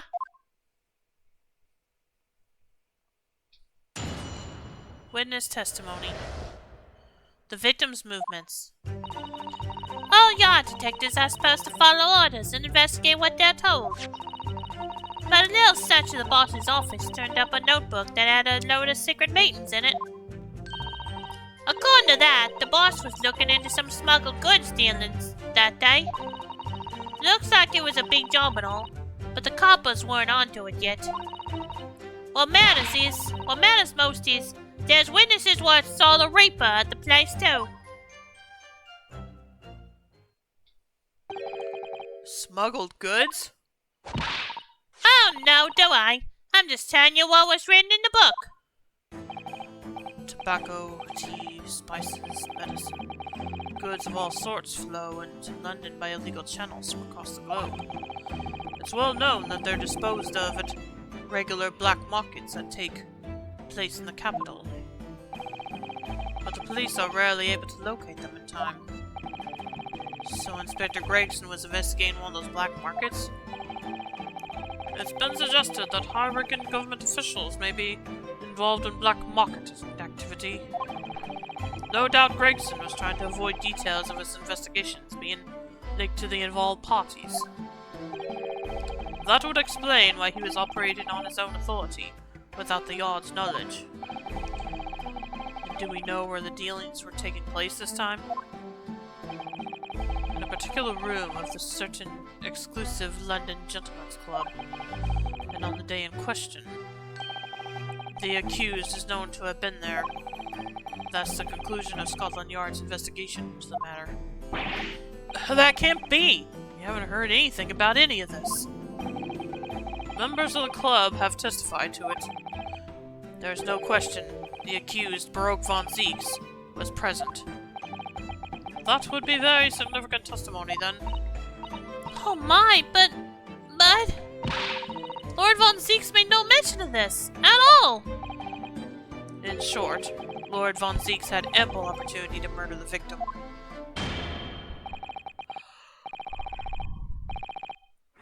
Very well, then. Counsel for the defense, begin your cross-examination.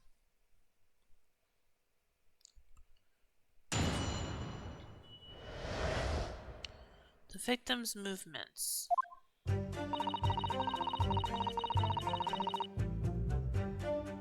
Hold it! So, you follow orders, do you, Gina? Nah, not me. I'm above all that, see?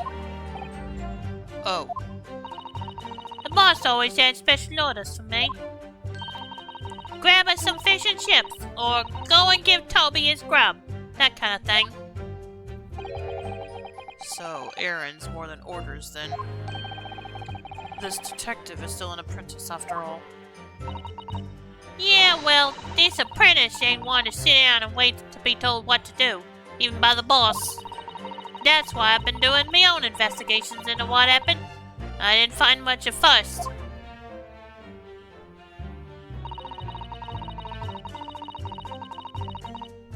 Hold it! So you went through Inspector Gregson's things? Yep, as part of the independent Lestrade investigation. I'm sure your superiors would be delighted that you're taking the initiative. So I snuck into his office when no one else was about. Cause if anyone at the yard had seen me going in there, they'd have tuffed me straight out on the street. This is sounding less and less like an investigation and more like something else. The prosecution understands that it was this very detective who discovered the notebook. You got that right. Nothing gets past Inspector Lestrade and her trusty assistant, Chief Inspector Toby. We found it hidden in one of his desk drawers that had a false bottom. That's impressive. So then I went to hide myself where no one could find me, so I could have a butcher's at what was written in it. Cause if anyone at the yard had found me out, they'd have tuffed me straight out on the street. I'm giving it in now, though, ain't I? If it weren't for me, it would never have been found.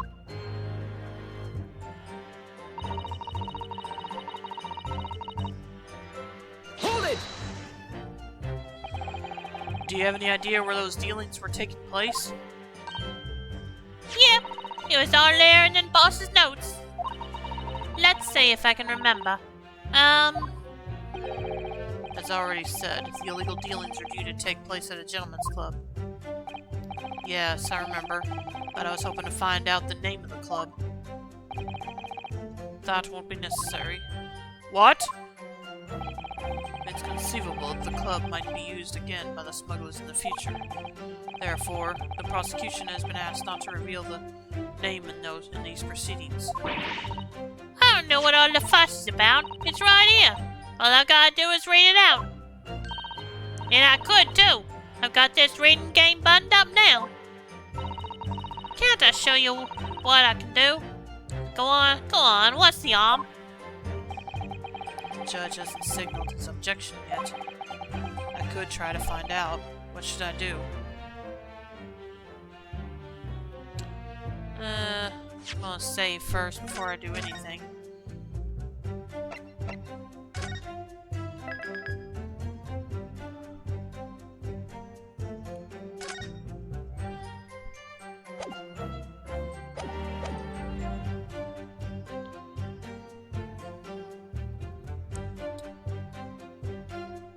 Let's go ahead and insist.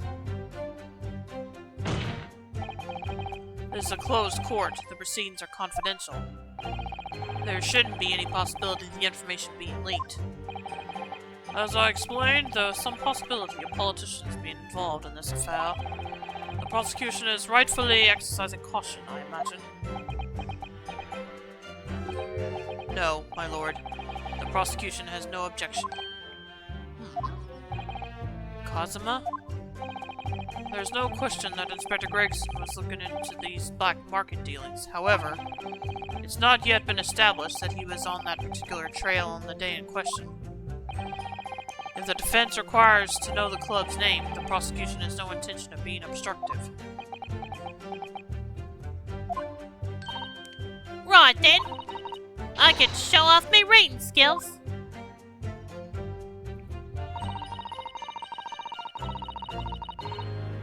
Apparently, the smuggled goods deal was going to happen at a gentleman's club called the Grouse.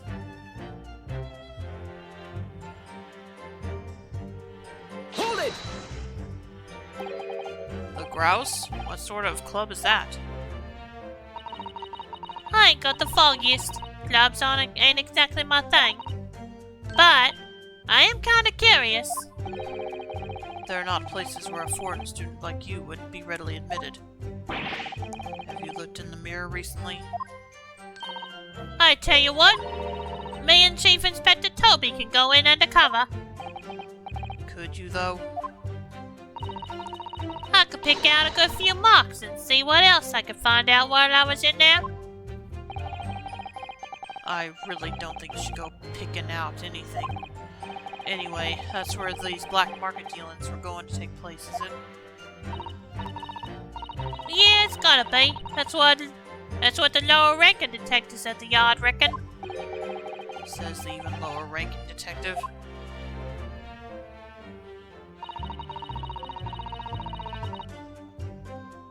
Hold it! So how did Inspector Gregson come to find out about it in that case? That's the question, ain't it? But I'm just an apprentice, so... And why didn't he inform Scotland Yard of his findings? Yeah, that's what I was asking myself. 'Cause, you know, I'm just an apprentice. When it suits you, yes. Anyway, the point is, Shovel went on that club, no question. You can't say that for certain, though, surely.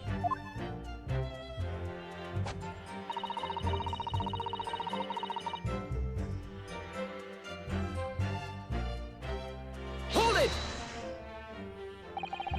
Lord Von Zeeks was at the club? He was.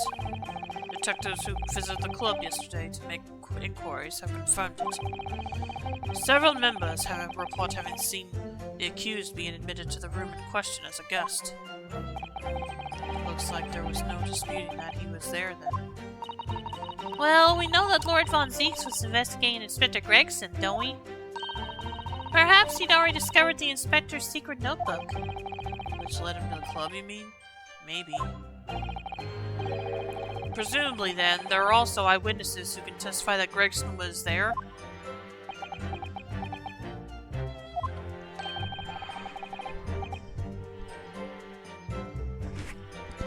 None have been identified at this time, no. So the all-important victim wasn't seen at this mysterious club. Oi! Why ain't you asking Inspector Lestrade, eh?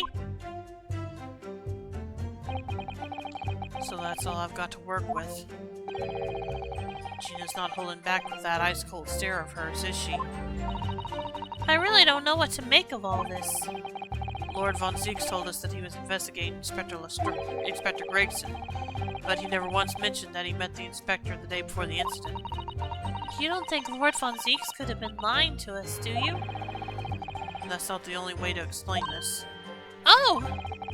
If everything Lord Von Zeeks has told us is true, then there must be a mistake in this testimony somewhere. You mean there are details we've yet to uncover? Exactly. A clue, perhaps, that even Gina hasn't noticed. That's what we should be looking for here. Well, the architect is supposed to film.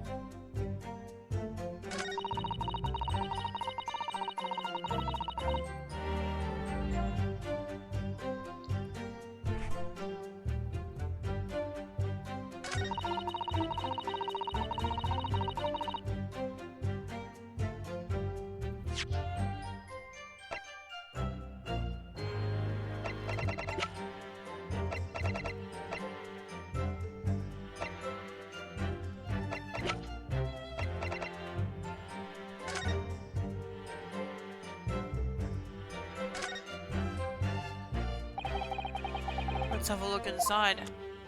Yeah, I don't think I ever did that for some reason. Okay, yeah, definitely haven't done that. Look, there's something inside. Oh, let's see.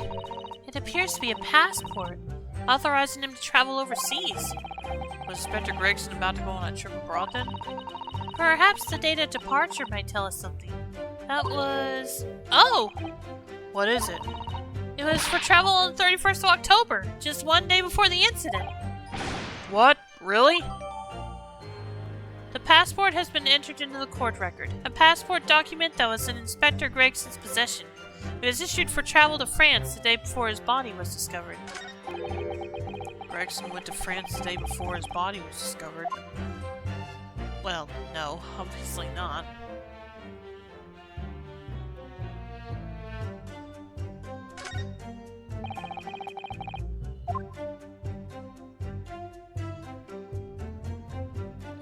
Really? That's it? Actually, wait a minute, what's this? Oh!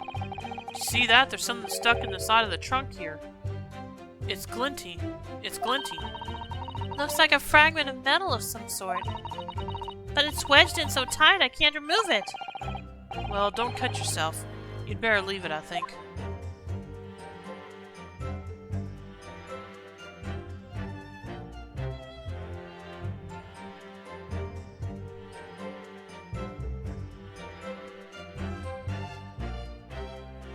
Oh, hello. Look at the dark stain here. Do you think... Yes, I'm afraid so. I think it's blood. I knew you were going to say that. So that presumably means... that this was present at the scene when Inspector Gregson was killed. It's the most logical conclusion, yes. To think Gina's been carrying this around with her. If you didn't know any better, I suppose it does look like a grease stain from all the fish and chips.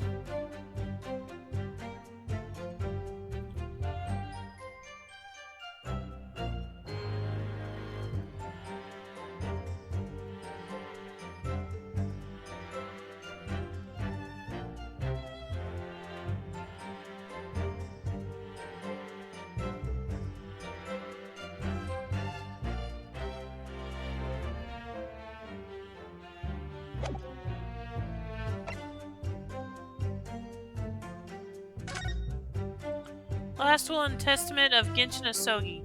I, Genshin Asogi, hereby request that upon my death, any and all material possessions and wealth belonging to me in London to be delivered to my son, Kazuma Asogi, in the Empire of Japan. It is with deep sadness that I accept my fate in this foreign land, in the knowledge that I will never see my homeland or family again. But I regret nothing about my chosen path. Okay.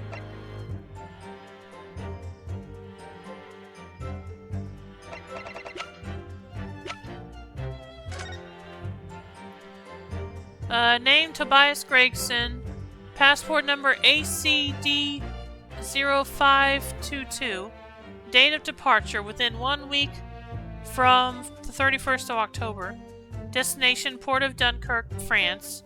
Purpose of travel, police business. Notes, permission for the applicant and one additional person to travel.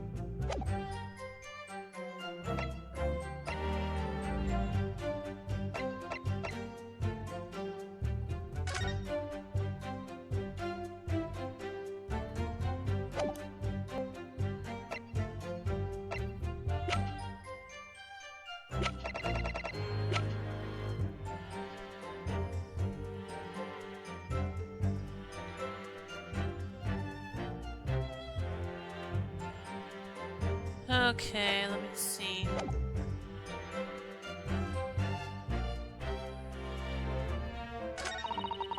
Looks like there's a big jump on.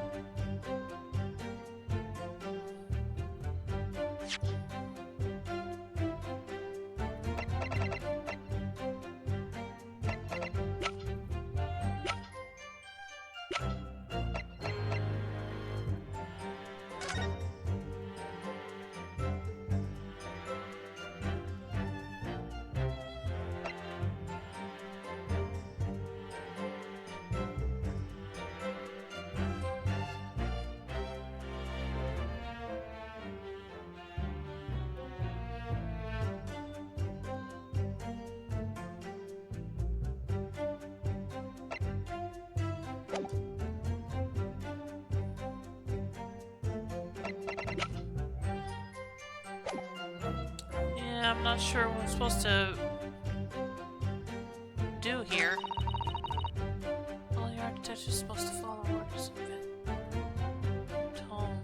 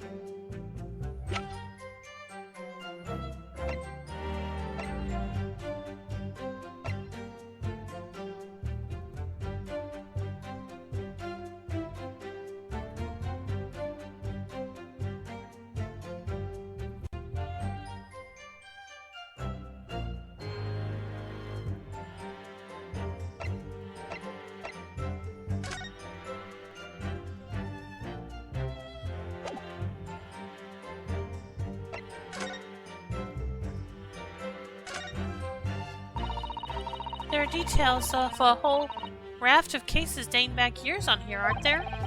This paper from 10 years ago is browning with age, look. Out of interest, the most recent thing appears to be this newspaper cutting here. Oh, it's the same red-headed league advertisement that Mr. Jones picked out. Do you remember? There was a red hairpiece at the scene, too.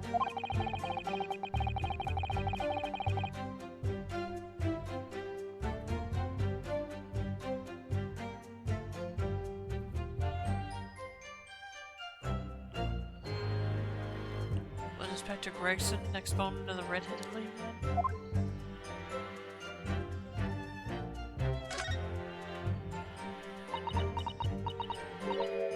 Oh, what's this? Mr. Naruhodo, look! Oh yes, it's a smudge of some kind. In fact, it looks just like a handprint.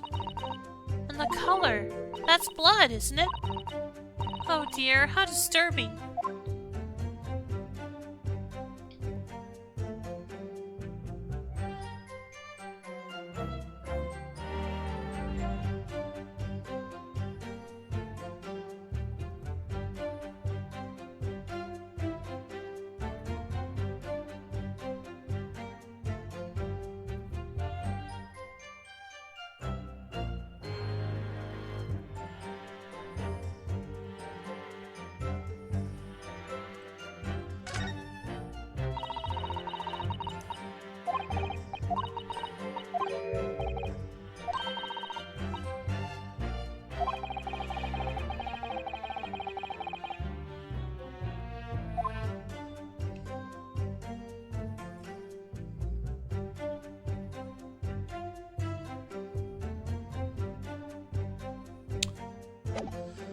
Okay, I don't know what I'm... apparently the smuggle goods deal was done. Let me look at this again.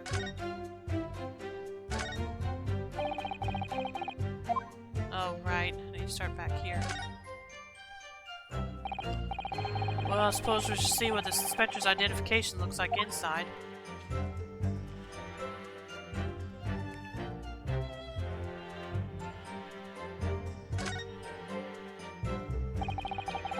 The Scotland Yard signal looks genuine to me. And the department and identification number details are all correct as well. Is it? There's no doubt that this really is Inspector Gregson's identification.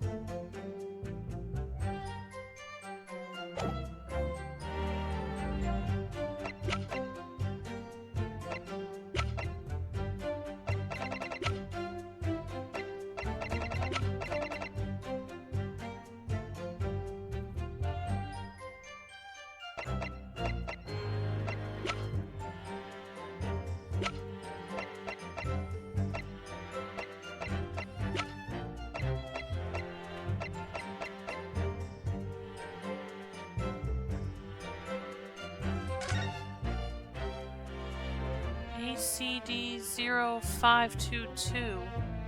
ACD 0.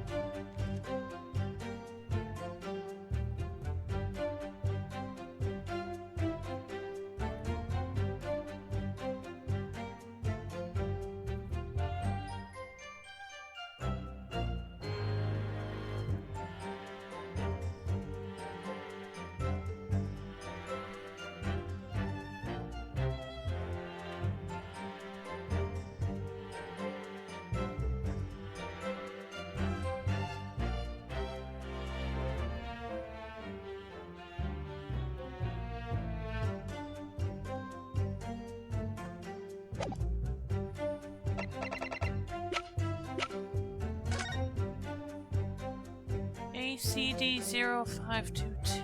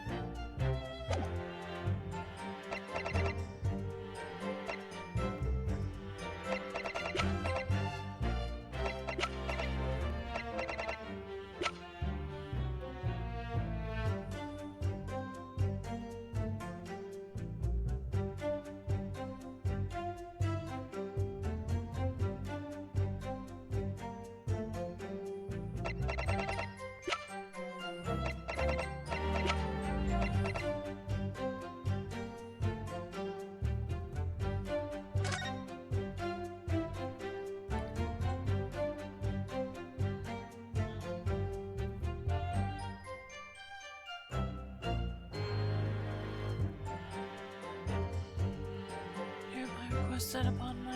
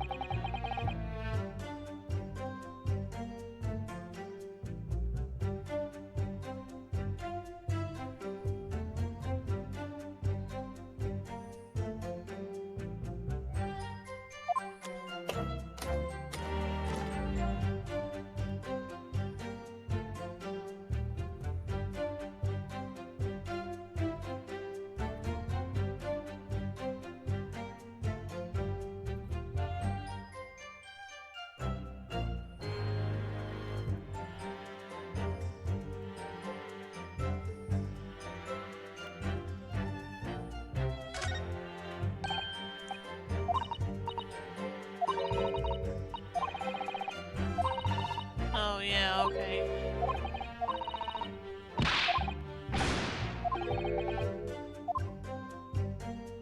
Okay, I don't know. Apparently someone good deal what's gonna happen at Jumps Club on the grouse.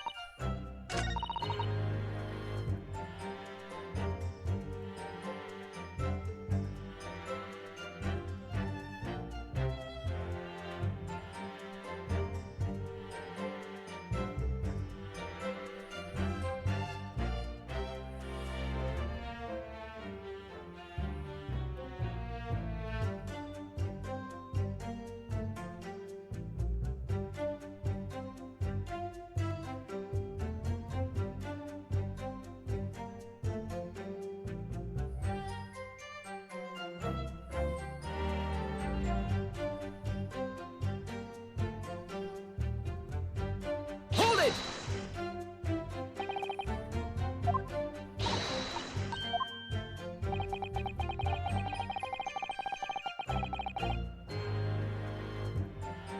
Wait, what did I say?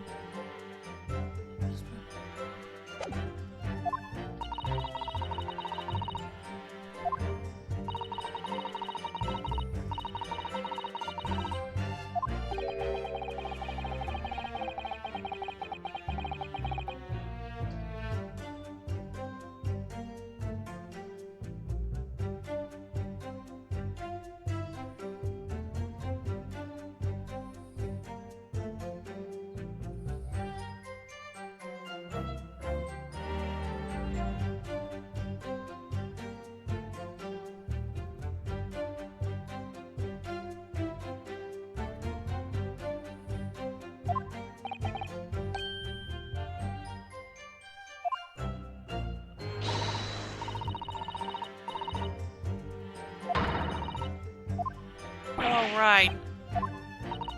Okay, yeah, I know what to do.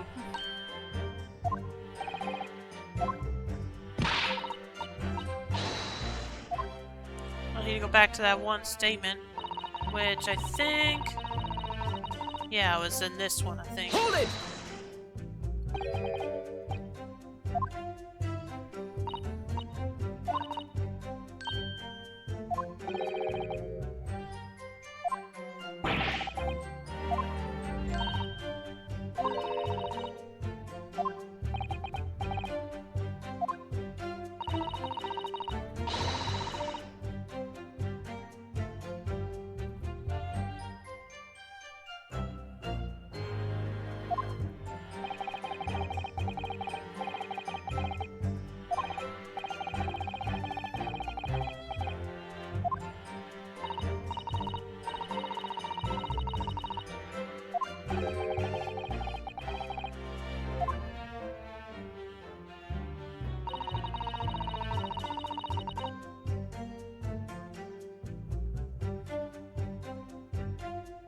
Hold it!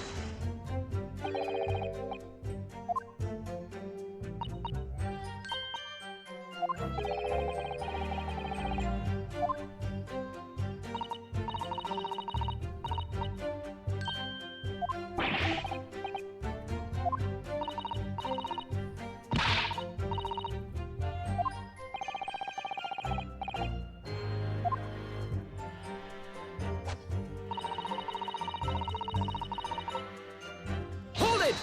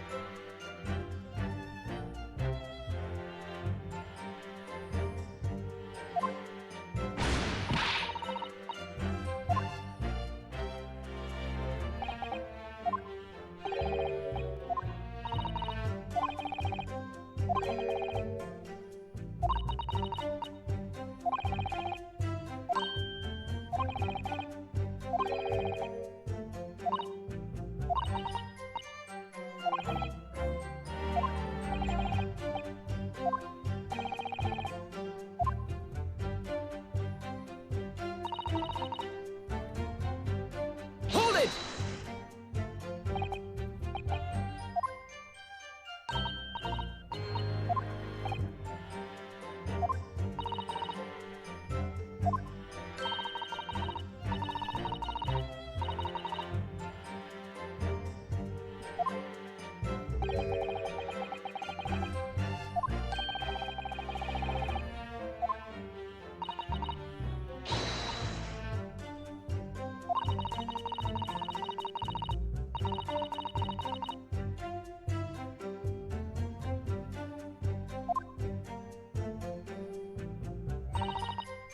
Hold it!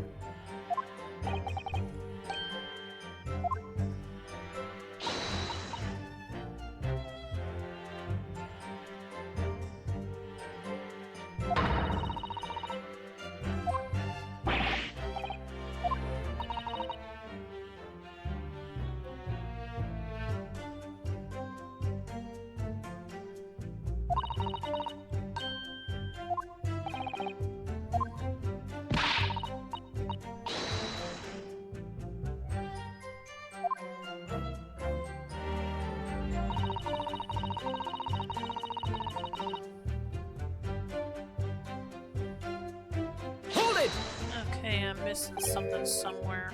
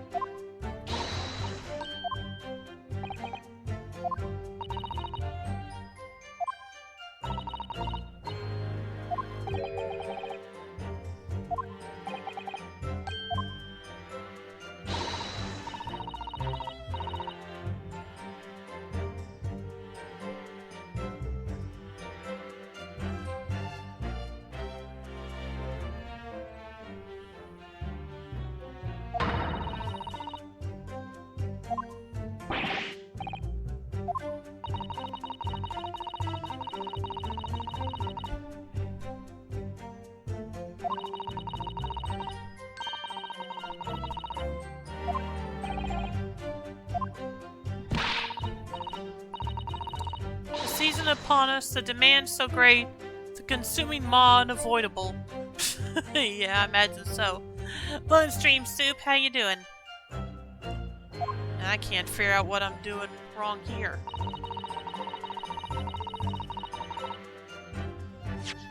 Hang on a minute, let me kind of scroll. See if I can scroll back up on the thing real quick.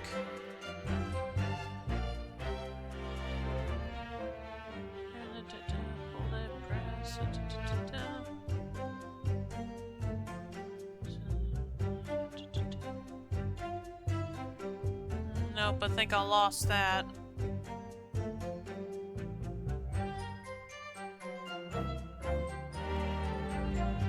I may have to reload my save.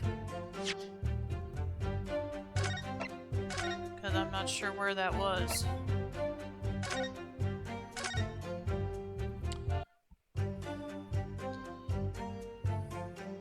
Alright, let me check the history to see.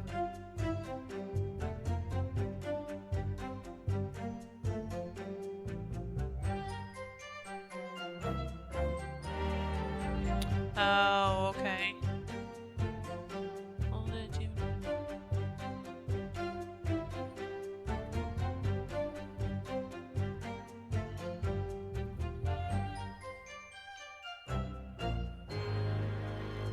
Fudge, I should have. According to that, the boss is looking at some smuggled goods dealings.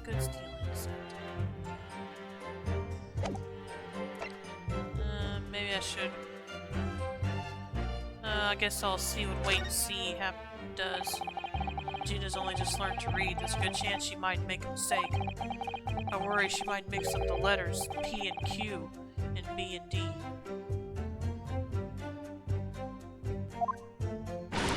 Listen now for your cheek, Otto. I'm way past D now. I've gone all the way to V. Just to err on the side of caution, the defense will wait until the witness can read all the letters up to Z. In that case, let's get back to the witness's testimony, shall we?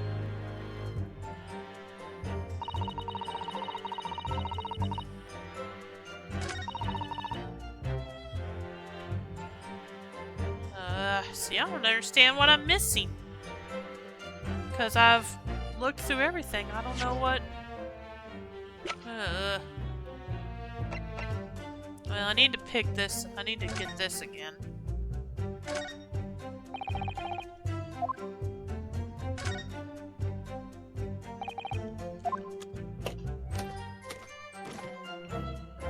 But yeah, I don't know what to do at this point.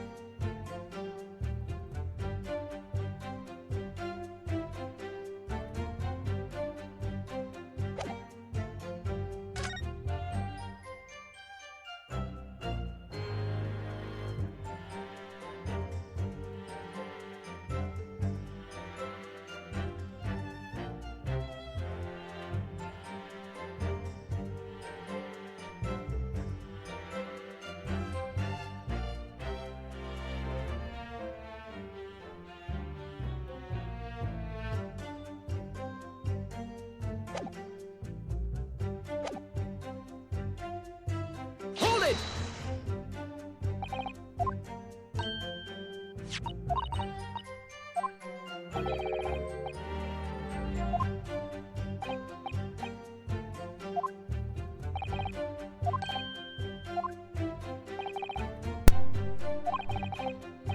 Yeah, I'm not sure. Oh, shoot. How long have I had my mic off? I don't know if you heard me ask how you're doing tonight or anything, Soup. If not, I'm sorry. But I'm trying to figure out what the heck I'm supposed to be doing here right now.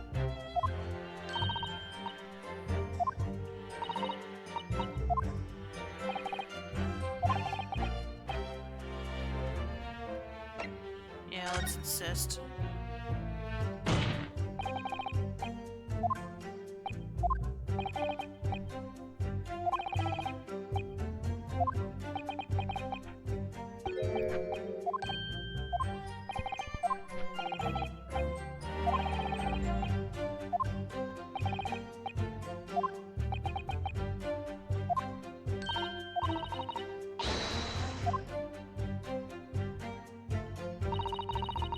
Apparently, smuggled goods deal was gonna happen at a gentleman's club called the Grouse. Hold it!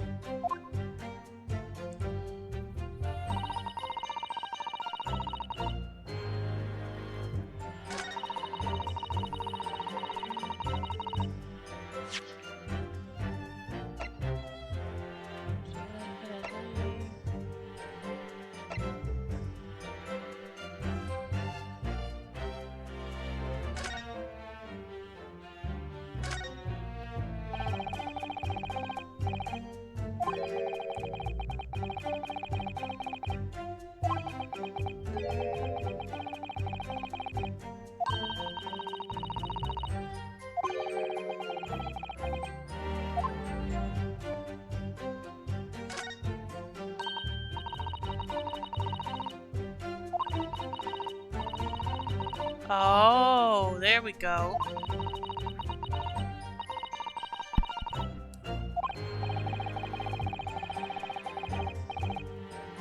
Yeah, like I was going to remember that without looking through all this again. Especially since I haven't been playing as much recently.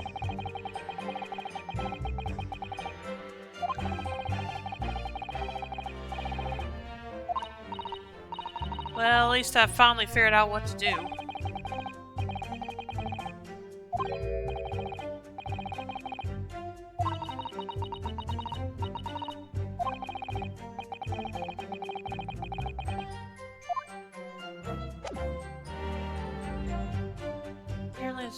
Objection! I've read about these clubs that exist here in Britain. As I understand it, they're places where well-to-do gentlemen socialize with friends and colleagues. Don't imagine for a second that a foreign student like you would be admitted. Seriously, is your mirror cracked or something? Do we know for sure that the contraband dealings were definitely happening in a club called the Grouse? The police are currently looking for evidence, but haven't found anything definitive yet. And I'm sorry to say that they probably won't. What do you mean by that? I mean that the place Inspector Gregson was secretly going to visit on the 31st of October. Love these series. Hello, by the way, and happy holidays. Yeah, I like it too. I just get stuck sometimes, like I did just now. But yeah, welcome to the stream, Golden Fawn. How you doing tonight? And happy holidays to you as well. Got any plans for Christmas Day? All good. Trust me, I do too. That's good. The problem I had here was that I didn't remember the name Gina mentioned being on Professor Migatoba's boat ship ticket. You know what I mean. Anyway, I mean that the place Inspector Gregson was secretly going to visit on the 31st of October. Not really for Christmas, but Christmas Eve I'm going to families for several hours. Oh, okay. Well, I hope you have fun. May not have been a gentleman's club at all. You're showing a very reverent attitude towards our country's police force there, Consul. If it wasn't a gentleman's club, then what was it? A steamship. You think it's a ship? Well, I have the evidence to prove it. Here! Let me see that. This dark-suited young man is not in the least bit interested in... Learn the other side! Jeez. The other side, my lord. Be more specific next time. Is it so hard for you to figure out to read both sides? Jeez. Especially since you just said it was a... Oh my gosh. To think I had any... even an ounce of respect for this man at one time. Ah, this would appear to be a ticket for passage upon a steamship, yes. The SS Grouse. Objection! So there's a steamship named the Grouse that happens to share a name with the club. But I'm afraid to say there's a flaw in your logic there. My first Ace Attorney game is on the 3DS with Professor Layton in it too. Oh yeah, I've heard of that one. I haven't played any of the Professor Layton games though. I know I probably should at some point, but I don't know how. Is it on? Did they port the Professor Layton series to the Switch? I can't remember. How? Look at the ticket. Notice the date of arrival in port. The ship arrived at the port of Dover on the 1st of November. Ah!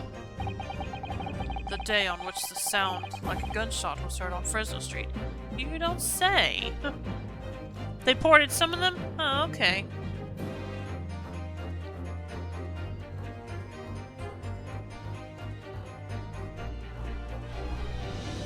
Probably need to focus on catching up on the Ace Attorney series before I think about getting into another series similar to it, though. The day on which the sound like a gunshot was heard on Fresno Street. In other words, on the day in question, yeah, the 1st of October, the victim was on his clandestine mission. That ship hadn't yet docked on British shores. That would certainly make an undercover investigation somewhat challenging. Objection! Oh. The fact that the steamship hadn't yet reached Britain substantiates the defense's assertion that the victim was investigating the SS Grouse on the day in question. What era is this game in? I know it's the 1800s, and we're not in Japan. We're in Britain.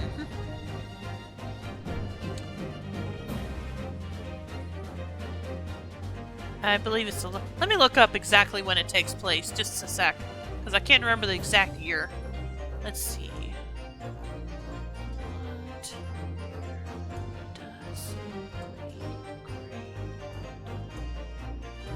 Ace Attorney take place. Here we go. It says, taking place near the end of the 19th century and the dawn of the 20th century, known in Japan as the Meiji period and Britain as the Victorian era.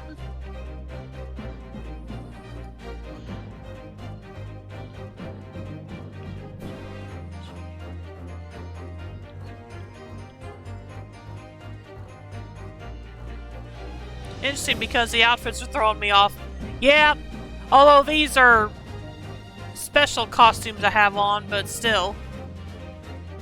I mean the ones Renosuke and Susano are wearing are special costumes. Here, I'll save real quick and show you what I mean. I have to save because I have to go back to the title screen to show you.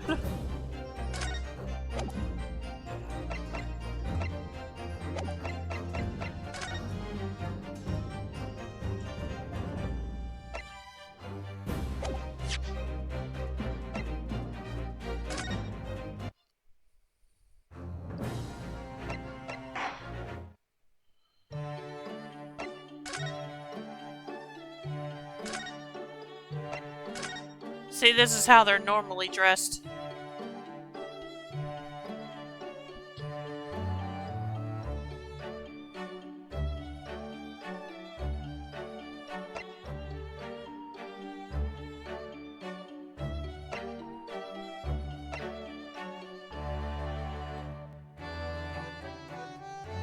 Okay, those outfits I recognize. I like the DLC outfits, they look good. Yep. And do you want to see Shom's outfit?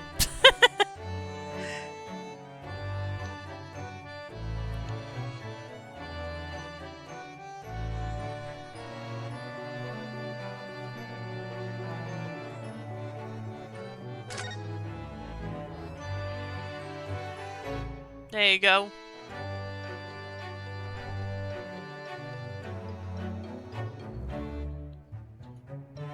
Basically, they did a culture. They all did a culture swap.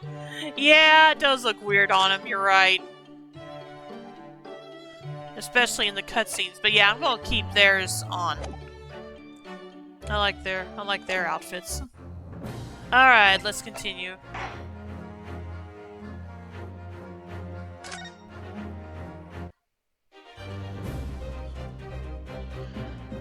Okay, let me read this sentence again. The fact that the steamship hadn't yet reached Britain substantiates the defense's assertion that the victim was investigating the SS Grouse on the day in question. Then show your evidence for that assertion. Very well.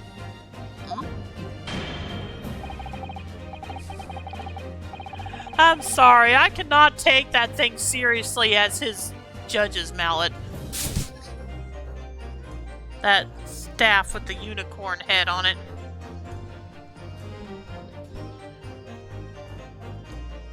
Or judge's gavel, rather.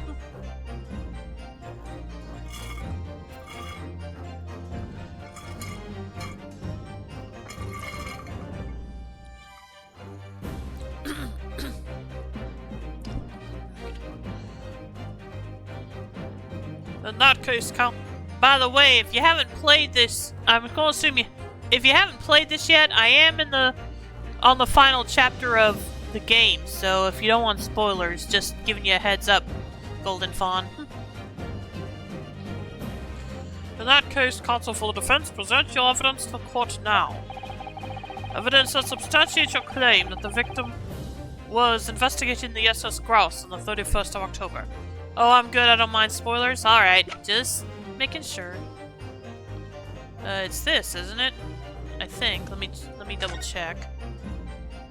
Within 1 week from the date of departure. Within 1 week from the 31st of October. Destination, Port of Dunkirk. Purpose of travel, police business permission for the applicant, and one additional person to travel. Yeah, I guess it is this. Take that! Oh, no, it's not. Okay. Oh, is it? What's this? Oh, yeah. Okay, never mind. I'm getting myself confused. What's this? A passport for travel issued to the victim. Dated the 31st of October. What are you suggesting?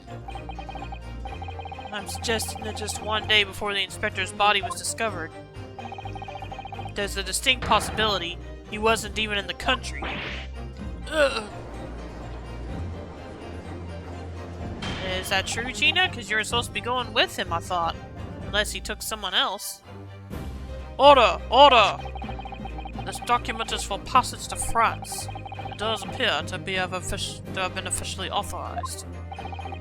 The day before the SS Grouse arrived at Dover, it docked on the northern coast of France for a night.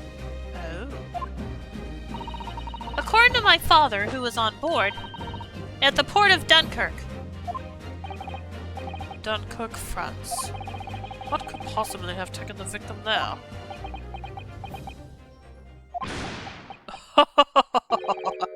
I'm impressed, Ryunosuke Naruhodo. I certainly didn't expect you to get your hands on that passport. Well, it was in the trunk. Why do you offer me? What? You mean you knew about this? The prosecution's strategy for this trial has been laid down by the Crown Prosecution Office. On the day before the incident, the victim was investigating contraband dealings at a London club. That's the outcome of Scotland Yard's investigations and the line the prosecution has been asked to follow. But personally, I don't agree. I think the prosecutor's office is trying to hide something. What? And now that you've expertly disproven their assertion, I intend to reveal what I believe that something to be. What are you playing at, Prosecutor Sogi? A courtroom is a forum for the truth, my lord. Which is why it's my duty to present all the facts, without exception. Let me guess. This was your intention from the outset, wasn't it? The reason Inspector Gregson secretly made his way to the steamship docked in France on the day in question was to carry out a mission for the Reaper. The Reaper?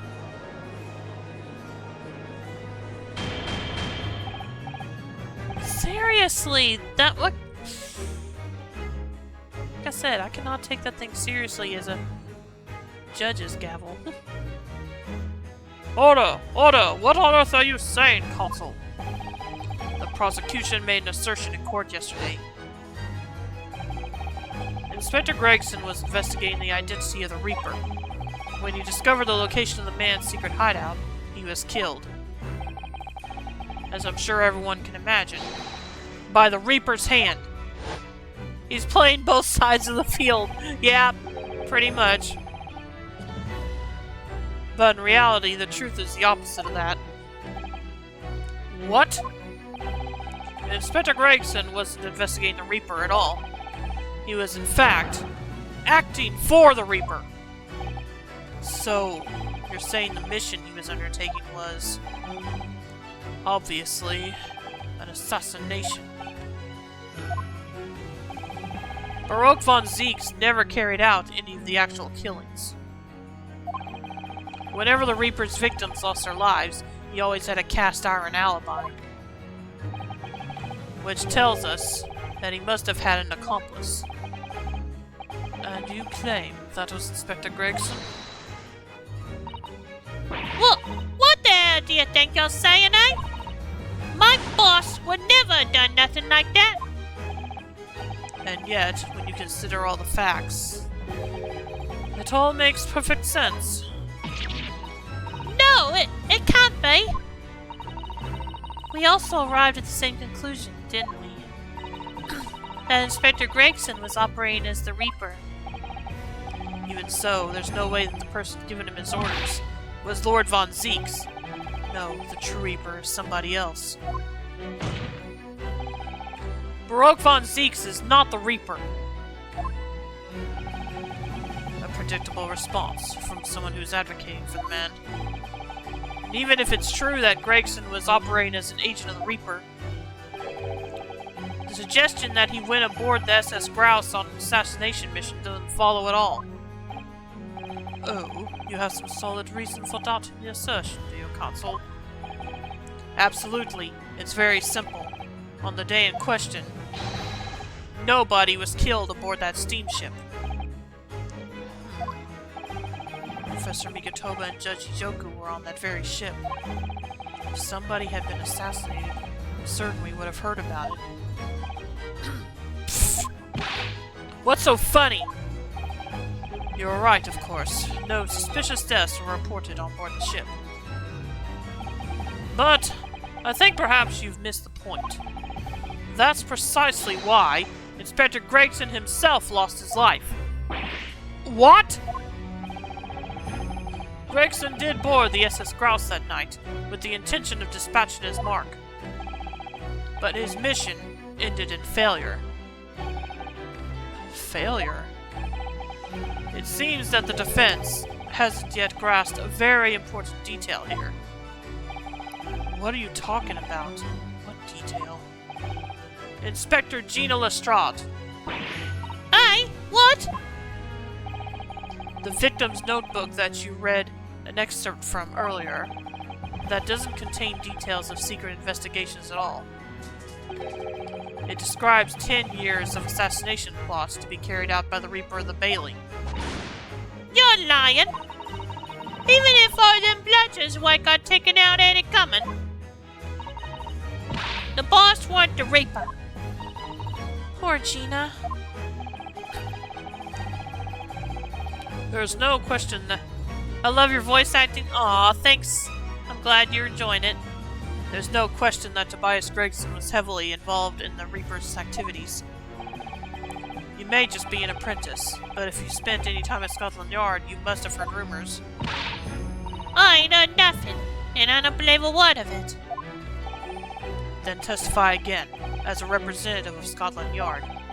Consider it your chance to defend your boss. I don't... I concur. The witness will give a new formal testimony. Miss Lestrade, you will tell the court everything you know about Inspector Gregson's secret notebook.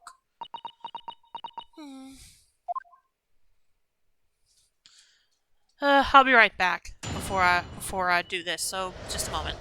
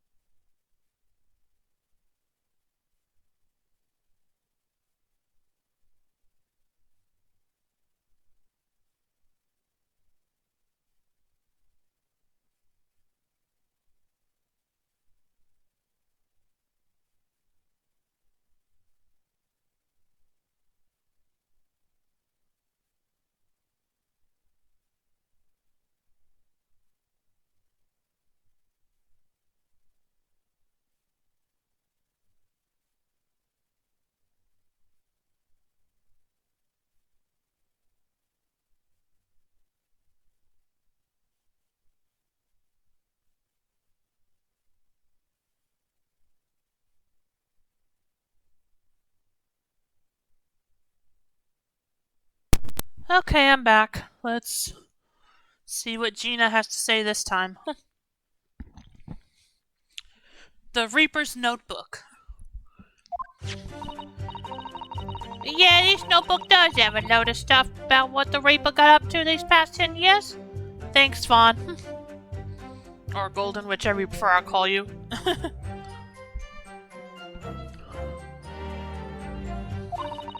Names of victims, dates, and places and stuff. The last entry in there was 31st of October. It said grouse for the place on that date, and then the name of the mark. There was a note about him being a criminal what got away from the Reaper in court 10 years ago or something. But honest, the boss didn't do none of it. He was just investigating the Reaper, that's all. Can we get... Okay, personal opinion, not of your testimony, witness. We require only established fact here. This must be so hard for her. You can't deny it now, surely, Ryunosuke Naruhodo. What can't I deny? The notebook contained the name of the final mark, and the location where the assassination would take place. That's information that the victim could only have known if he was working with the Reaper. So, who was to be this final mark? Go ahead, Inspector Lestrade. Read the name for the court. The name that's written alongside the entry that mentions the grouse on the 31st of October. How do you read this then? Reading's still not her strong suit.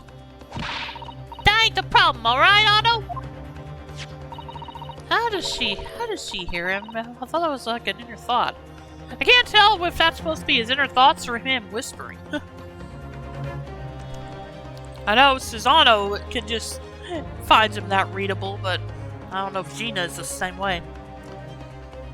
It's a funny name. It ain't English. It's hard to read. So it's someone from overseas? Let me have a bash at it. Seishiro. Is it? Yeah, Seishiro. Jigokyo, maybe? Really? Why was he the target? What? It can't be. Seishiro Jijoku. But that's Shijoku. Seishiro Shijoku. Certainly not an English name, you're right. Objection! But that can't be right. I know Shijoku, and I saw him the day before yesterday, here in London. So I know for a fact that the man hasn't been assassinated. As I said, the Reaper failed. Oh. Gregson missed his chance to kill his mark, and returned to British shores. But the Reaper wouldn't tolerate the mistake, so he killed the inspector, personally. The Reaper, of course, being the accused. Baroque von Zeeks! It's an undeniably logical argument. Kazuma planned for the trial to go this way all along, didn't you? Hold it! Oh! Look who's speaking up all of a sudden. Then again... Oh, okay! Look who got his mojo back. Pray forgive the discourtesy of filling my hollow chalice whilst I stand accused of murder. Yep. Lord von Zeeks. The accused has no right to speak uninvited in court. You will return to the dock. I say nothing of whether or not I am the Reaper. That's the task of this court to decide. But there is one thing I can say unequivocally. That girl is no detective. Hey, what? No, that's right, I ain't. I'm an inspector. repeating rumors heard around the yard, reading entries from a notebook of unconfirmed origin. That's not testimony, that's practically a script. No doubt the rest of this trial will go exactly as you clearly planned. Your hatred of me is understandable. In your mind, I'm sure I am the Reaper, who sent your father to the gallows all those years ago. But you're in danger of becoming a far more sinister Reaper yourself. By attempting to have me condemned with this feeble excuse for testimony. What did you say? Mr. Naruhodo, this is our chance! My lord, the defense requests that the defendant be allowed to speak. He may be privy to important information relating to the testimonies given by the witness. Oh, so Cosma has a grudge. Yep. I'm sorry, I still cannot take that thing seriously. No matter how much you try to look threatening with it. I mean, yeah, maybe it would hurt like hell if you actually hit someone over the head with it, but at the end of the day, it's still a staff with a unicorn head on it.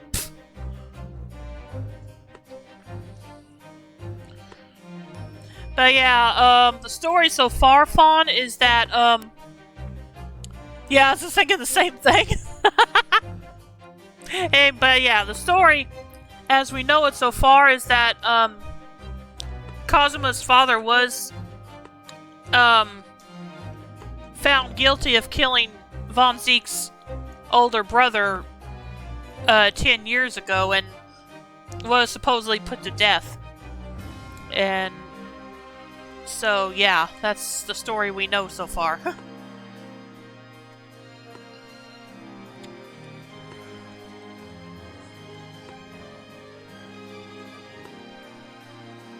But Kazuma's father, before he committed that act, he was someone Baroque Von Zeke's really trusted.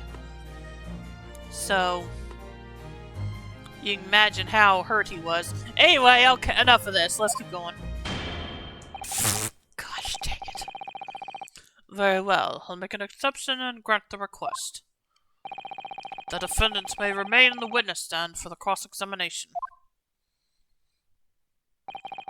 Then allow me to toast the court's impartiality. Don't raise your glass in my direction, sir. Counsel for the defense, begin the cross-examination immediately. At once, my lord.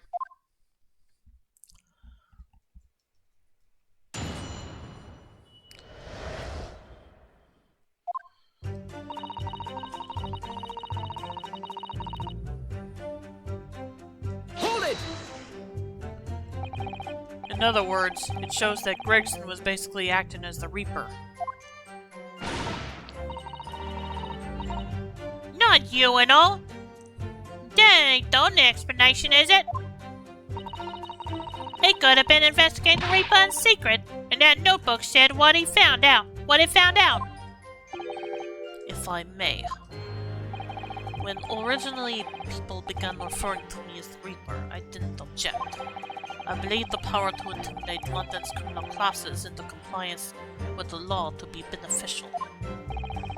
But you carried out your own investigations into the true identity of the Reaper, didn't you?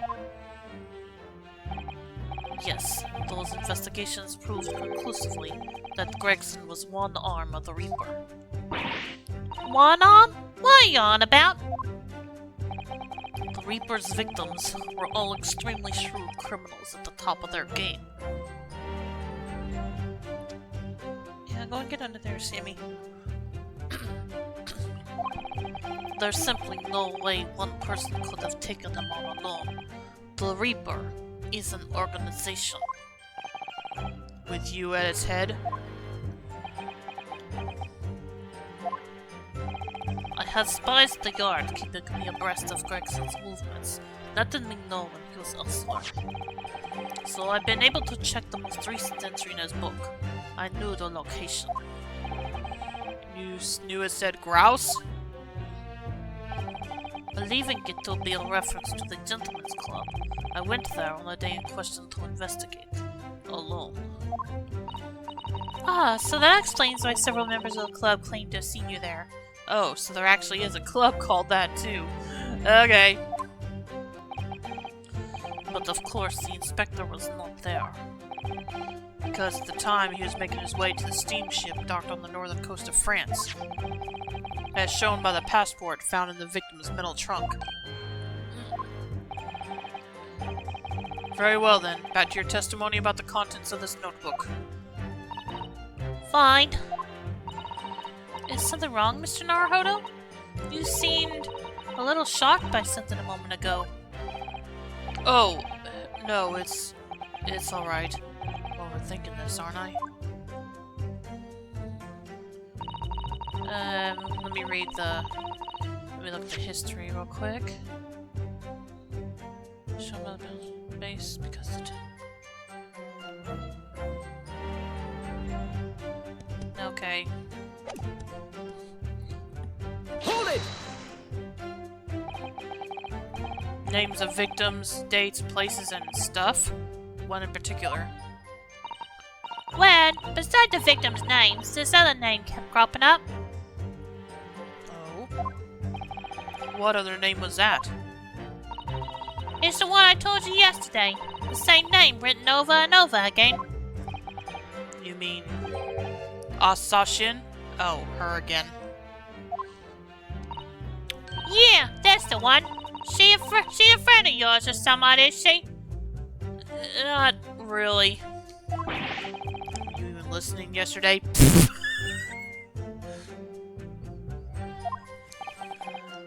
Assassin. The assassin. What? Like a killer, you mean? Gregson was the tactician, the one who came up with the plan of attack. He investigated the marks thoroughly, finding out when they would be vulnerable and who to use to get at them. But the person actually executing his plans was someone else, you're saying. If that's true, then the Reaper does indeed start to sound like an organized group of vigilantes. Then perhaps what it said on the passport document, permission for the applicant and one additional person to travel. Could that additional person have been clearly the assassin who was meant to take Shiro Jinjoku's life?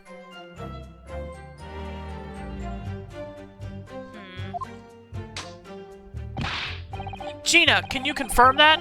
Against the final entry that listed Grouse and Seishiro Jijoku, what name was written? Oh, well, that's the only entry that didn't have a name next to it, as it happens. What? It just had like a question mark or somewhat there, I think. In other words, Gregson himself didn't know the identity of the assassin in that case. But Gregson was the one making the plans, was he not? Oh, how infuriating!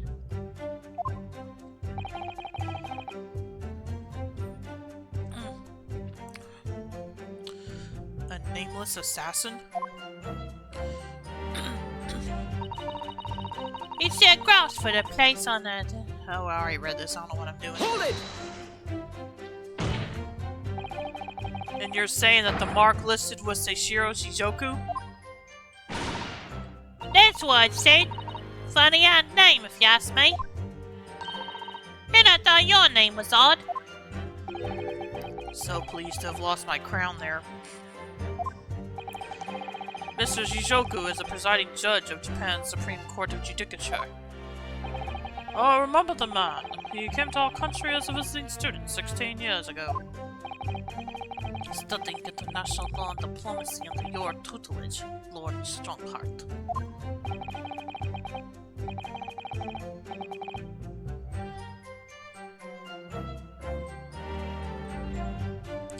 That bearded young fellow was a very able man, I must say.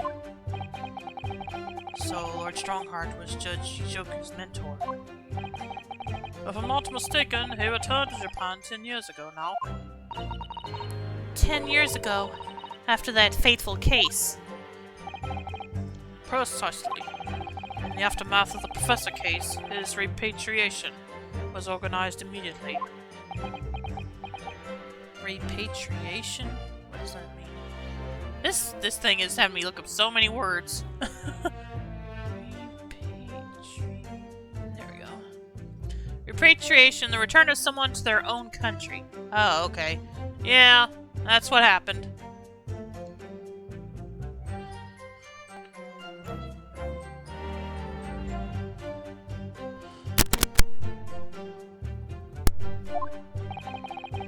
It's a mystery why such a man would be listed in the inspector's notebook. I didn't think it was possible, but the mood in here is getting worse now. Maybe I'll just keep talking. Alright.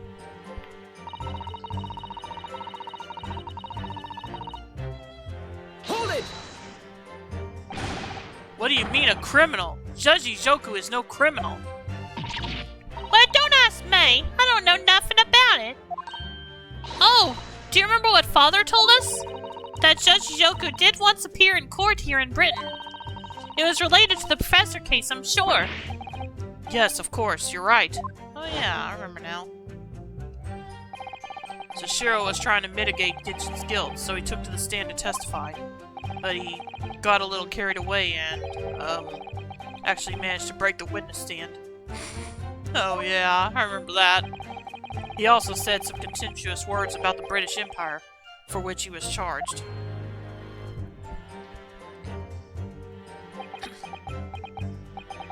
It was a pitiful situation, yes. I'd forgotten all about it. But I prosecuted that trial too, as it happens. Oh, okay. You did? It was considered to be an adjunct to the Professor proceedings, you see. But he was acquitted after being told to make reparation for the damage caused to the stand. Well, that will certainly get you jail time. Yeah, but hopefully not real long.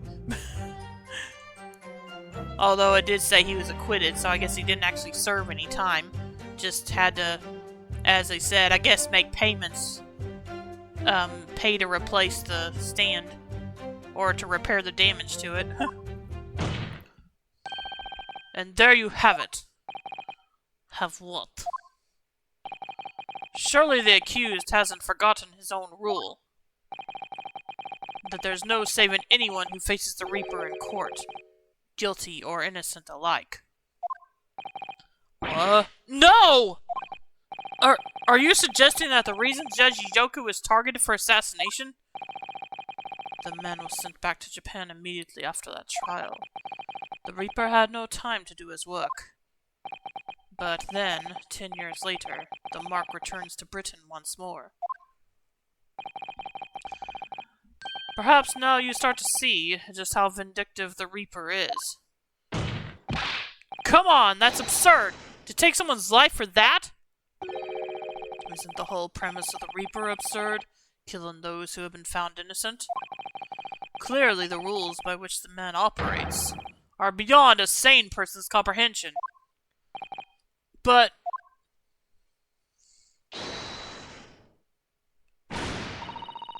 okay, I have to try to say that in her voice. Objection! Right, I've had just about enough of this. Gina? All this nonsense about the boss plan to kill people is cobblers. Come on, Otto. Yes? Why aren't you saying nothing? Why aren't you yelling out objection or something? What?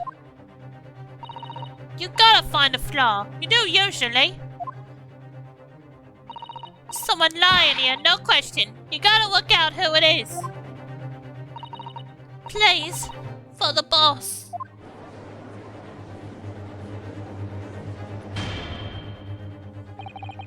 That outburst was an insult to the court and to your own testimony. I might have known that a common pickpocket from the back slums couldn't make a detective. Oh.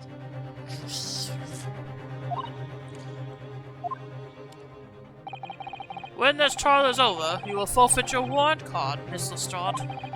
Is that clear? I've had it with the lot of ya. Lies every beaten place you look in this world, isn't it? Well, I've had enough. Gina. So have I. After that little speech of Gina's, I've made up my mind.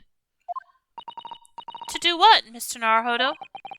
There was one point in this cross-examination when something that was just said didn't sit right with me. One statement that seemed odd.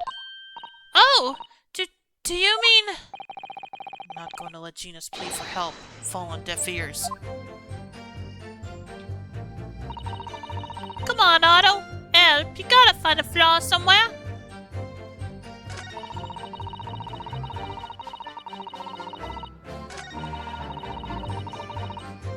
Hold it! I want to thank you, Gina. You helped me find my resolve. Aye? What do you mean? Amongst everything we've heard during this cross-examination, there's one thing that defies explanation. One inconsistency. What? An inconsistency? Really, Otto? I don't quite know what it means yet, but...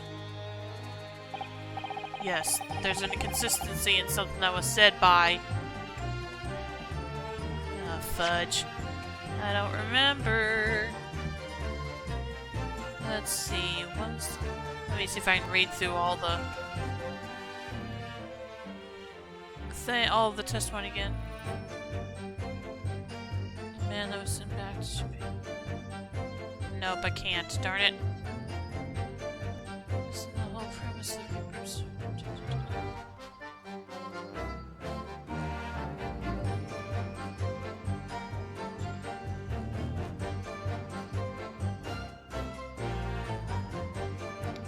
Oh, you think it's Kazuma?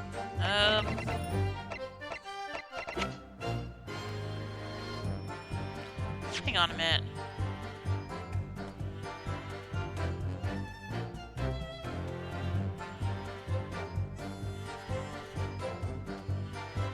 I'm sure the accused hasn't forgotten that there's no saving anyone who faces the Reaper in court, guilty or innocent alike.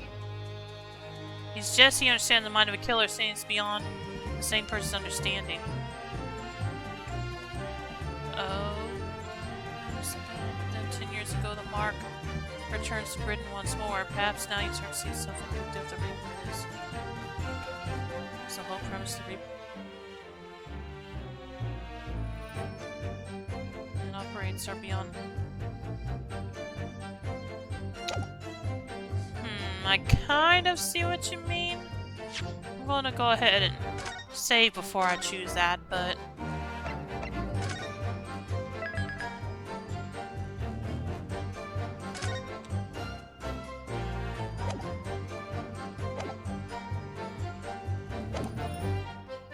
yeah, saving time is always a good idea.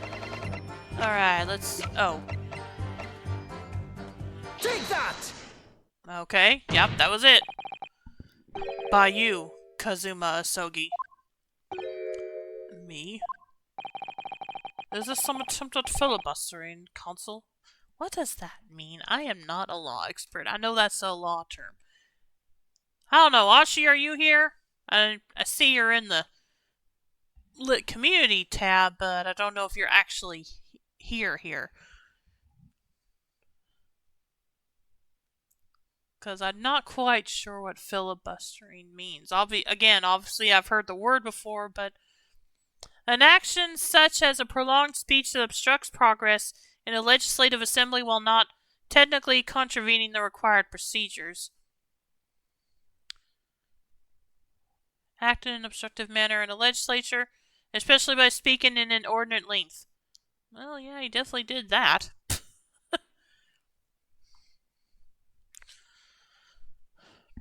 Oh, wait, no, he's accusing Renosuke of that. Never mind. No, I was thinking Kazuma might have been guilty of that. Prosecutor Osogi has given no testimony. What are you suggesting I said that was inconsistent? You let something slip that you shouldn't have. When I present the relevant piece of evidence, I imagine you'll realize what you've done. Well, Consul, go ahead. What evidence reveals this alleged inconsistency as the Prosecutor Sogi has said? Okay, hang on a minute. Let me read over this again. Clearly the rules by which the man operates are beyond a sane person comprehension. By which the man operates. Oh? Clearly the rules by which the man operates are beyond a sane person.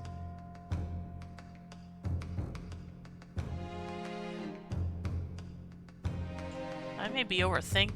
I'm like Renosuke now. I'm wondering if I'm overthinking that, but clearly the rules by which the man operates are beyond a sane person's comprehension.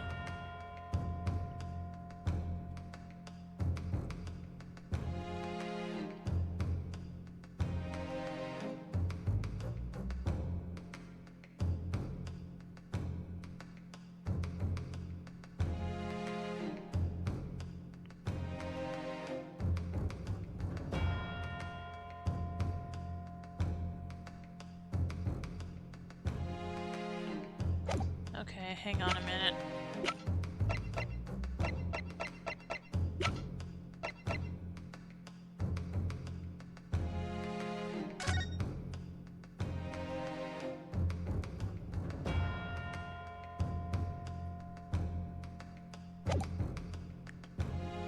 An old photographic print displayed rather prominently in Inspector Gregson's office. The person on the left is Lord Clint von Zieks.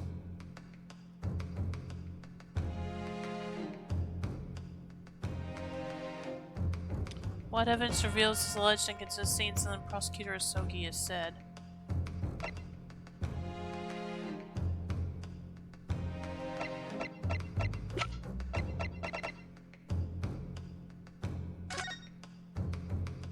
Hang on a minute. 31st of May between 9 and midnight. Death from a single stab wound to the heart, other superficial. Recent scarlet ink stains visible on the little and left ring finger. Right hand, but no documented court. Recent scarlet ink stains visible. Right fingers, the right hand, but no documented.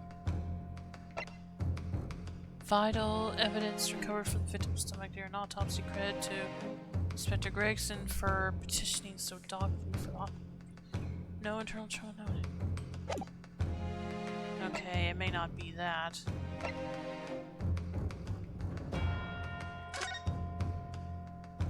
Then one way to permission for the applicant.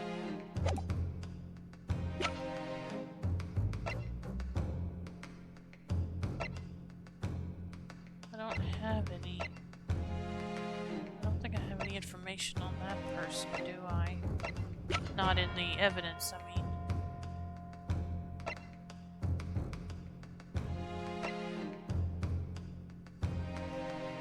What evidence reveals this alleged inconsistency in something Prosecutor Asogi has said? Yeah, if I could look at more of the history, that would help me out, maybe. Clear the rules by which the man operates are beyond the same person's comprehension.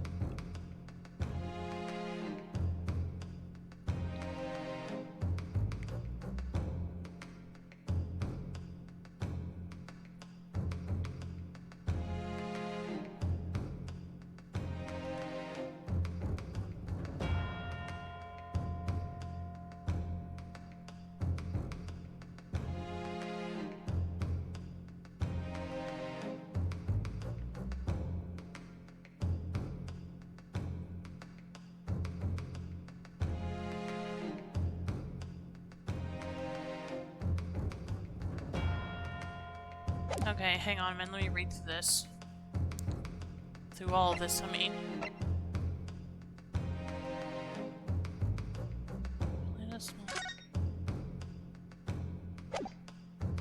No. Wait a minute. Gosh, I wish I could remember what he said. said.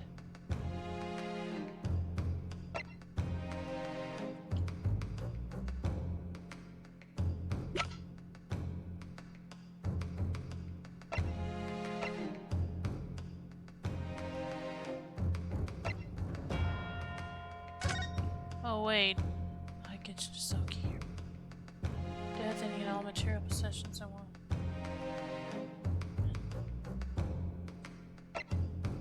It is deep sadness.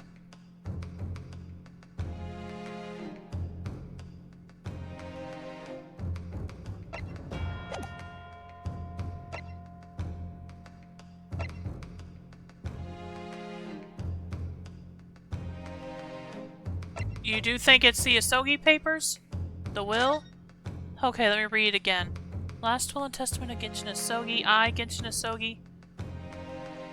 Oh. I hereby request that material possessions and wealth belonging in the Empire of Japan. It is with deep sadness I accept my fate in this foreign land and the knowledge that I will never see my homeland or family again. But I regret nothing about my chosen path.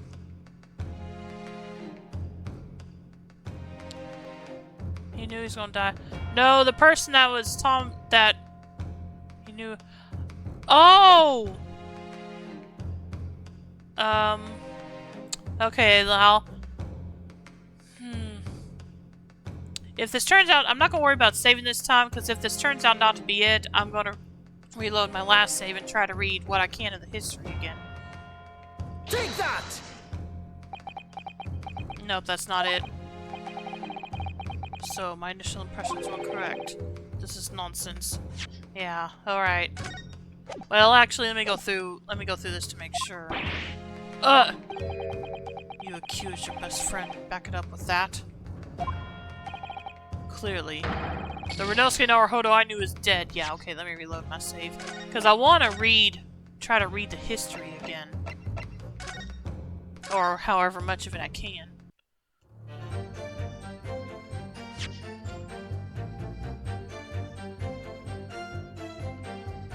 Surely the accused hasn't forgotten his own rule. There is no saving anyone who faces the Reaper in court, guilty or innocent alike. It's just the reason Judge Ijoku was targeted for assassination. The man was sent back to Japan immediately after that trial. The Reaper had no time to do his work. Then 10 years later, the Mark returns to Britain once more. Perhaps now you start to see just how vindictive the Reaper is.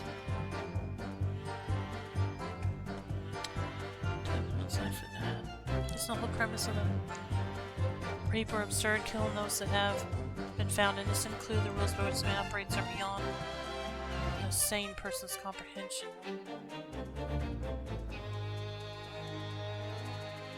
There's no sin. Guilty or innocent alike.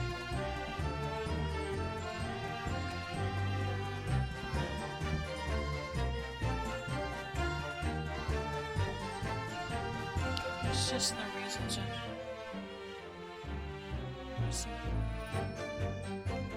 No time to do his work, but then...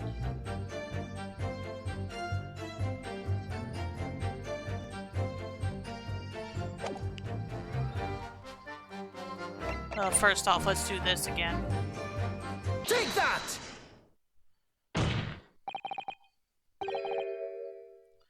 And now I want to check something. I don't think that piece of evidence is in this case any. I don't think there's any piece of... Let's see, let me read this. Chief Warder Daily Vigil is relieved of his post with immediate effect for having violated Clause 132 of Her Majesty's Code of Conduct for Prisons. All rights to redundancy pay and other financial benefits are fully revoked. Aiding and abetting the escape from... Details of the escape are still being investigated. Full.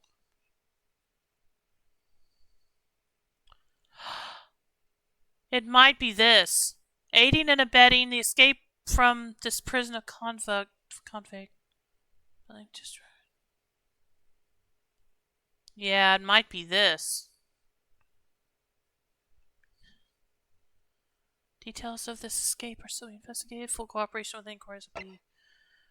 Indications are that the jailbreak was conceived prior to the convict's incarceration. It's believed that the convict engaged in Some form of negotiation with prison staff in order to secure assistance. Full disclosure of information regarding these negotiations will be demanded. Well, first I gotta catch up to that moment.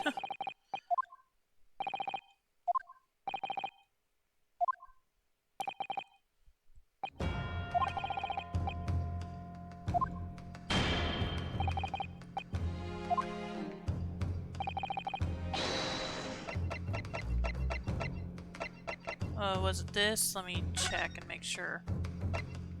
Yeah, okay. Alright, here goes nothing. Actually, I'll go ahead and save before I do this one.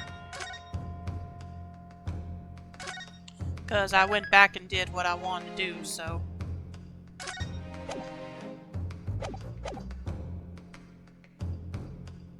Take that! Okay, nope, that's not it either. Alright.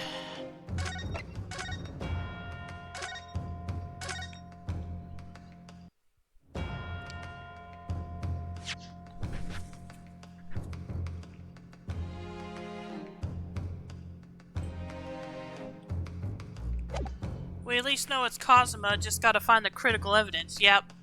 Alright, let me see here. Oh, right, I can only look at the photo at the picture directly. I keep forgetting it won't let me look at the rest of the frame for some reason.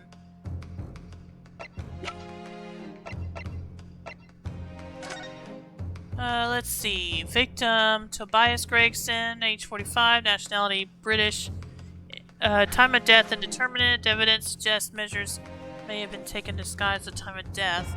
Okay, I don't think it's this one, because this one had a lot of info missing to begin with. So I probably need to check the other one. Victim was shot in the chest at close range from the front, resulting in instant death. Scorch marks at point of entry. Shot in the chest at close... Hang on a minute. Let me look at something real quick.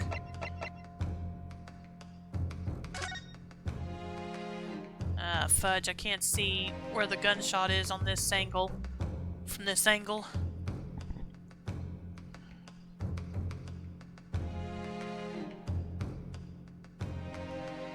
The caliber matches those used by the members of the judiciary, meaning someone in the court shot him. Yeah, but that's not going to help us because... Oh, let's see. Well, and remember, this is the one with missing information. The caliber of the gun used matches that of standards. Yeah, and the problem with that is,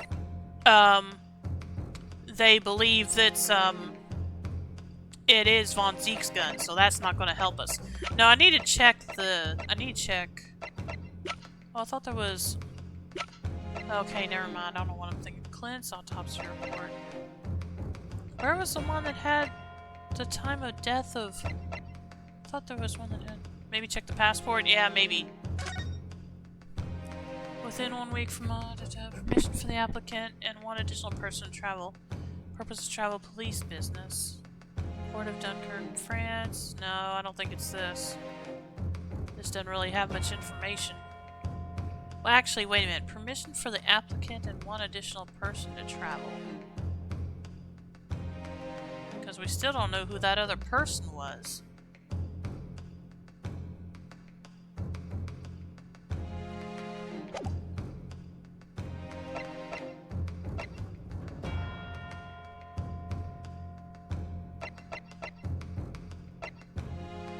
Oh, wait a minute. Let's try this again. They said it was assassin, didn't they? No, they said... I think what was last said was that... I think Gina said that the name wasn't given. Let's try this again.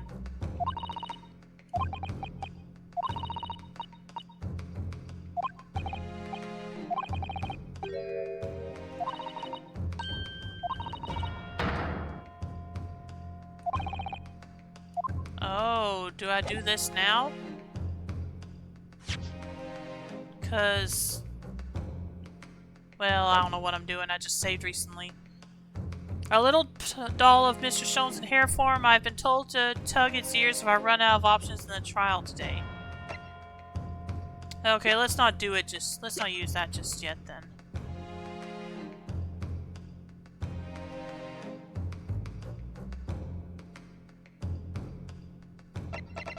Actually, wait a minute. Let me look at this again.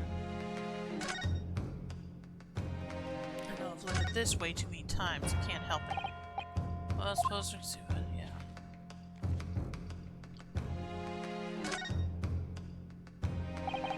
The Scotland Yard insignia looks genuine to me. Permanent identification number details are all correct as well. There's no doubt that this really... Oh, okay. Okay. So that's irrelevant, I think. Actually, hang on, let me look again. Let me look it over again. Okay, yeah, no.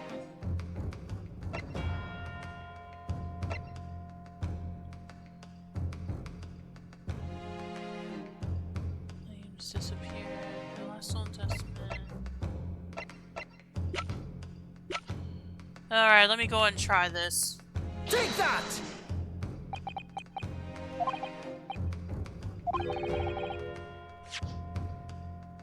Come on.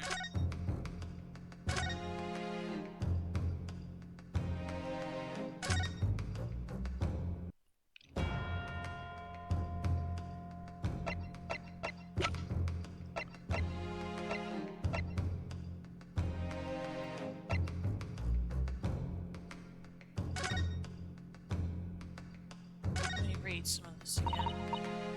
Little details of the affair from 10 years ago around with age. What of interest most recently? Oh, it's the same redhead league advertisement that Mr. Sholmes had put down. Do you remember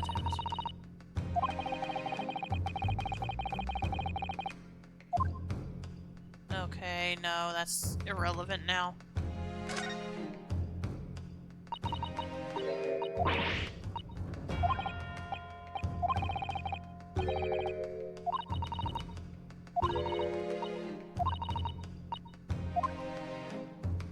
Yeah, I think that this thing is completely irrelevant now.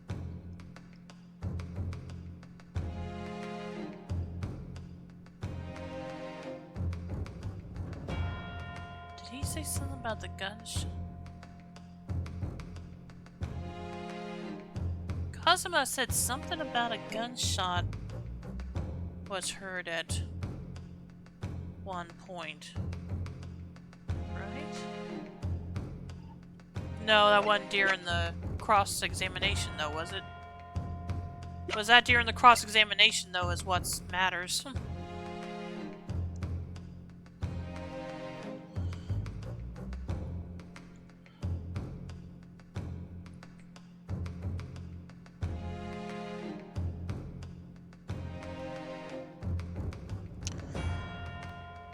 Yeah, that's what I can't remember, was if he said it during the cross-examination or not. But it was before this point. Okay, yeah, that's not it then.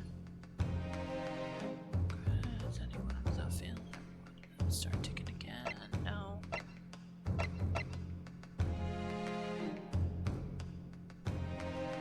Legend of consistency and something.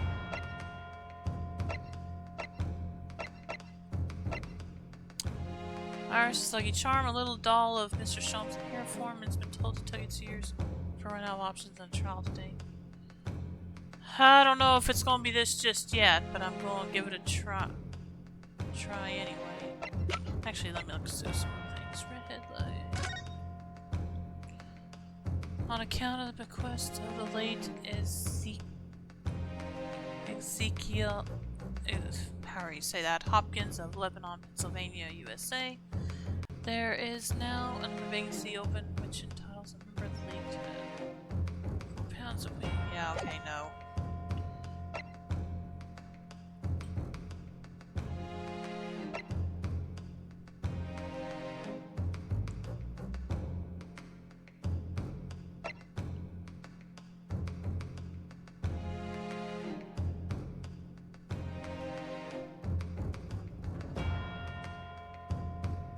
No, wait.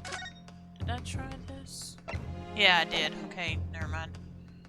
Wait, try it. He was found with red hair on the right. That article also has the 31st on it.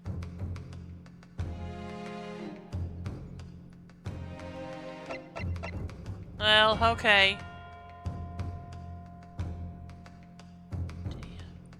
Oh, that's true. Wait a minute. That is true. I'm not sure if that's relevant to what Cosima said, to anything Cosima said. Oh. What evidence reveals this alleged inconsistency in the prosecutor, so you said. Oh well. Take that! Nope. I don't either. I'm grasping at straws now. Yeah, no problem. That's kind of what I'm doing with one to use the rabbit, but I'm trying every other possible thing first.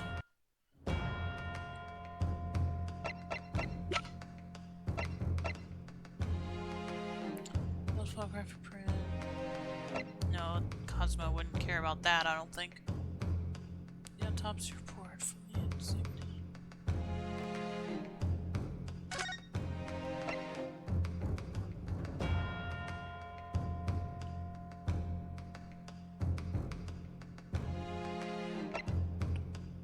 I didn't actually try this, so I guess I'll give it a go. Take that! Nope. Okay.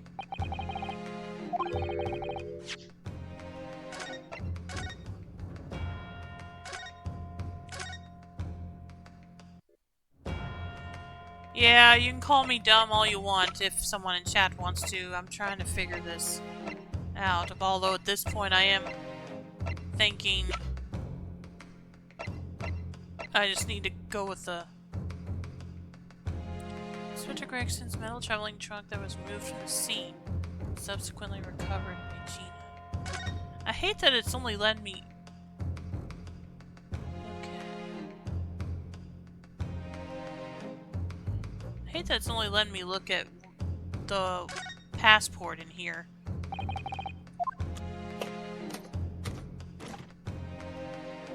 I mean, I found this piece of metal here. Which I still don't know what the heck that is exactly. But it didn't add to evidence or anything, and then I did check this, and I checked the bloodstain.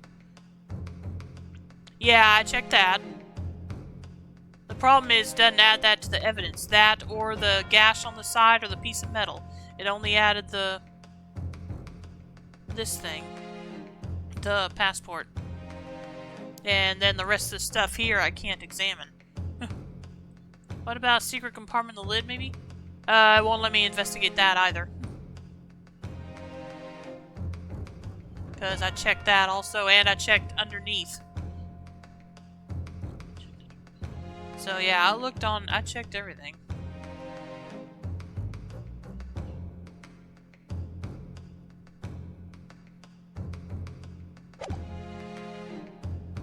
What evidence reveals alleged inconsistencies in the prosecutors?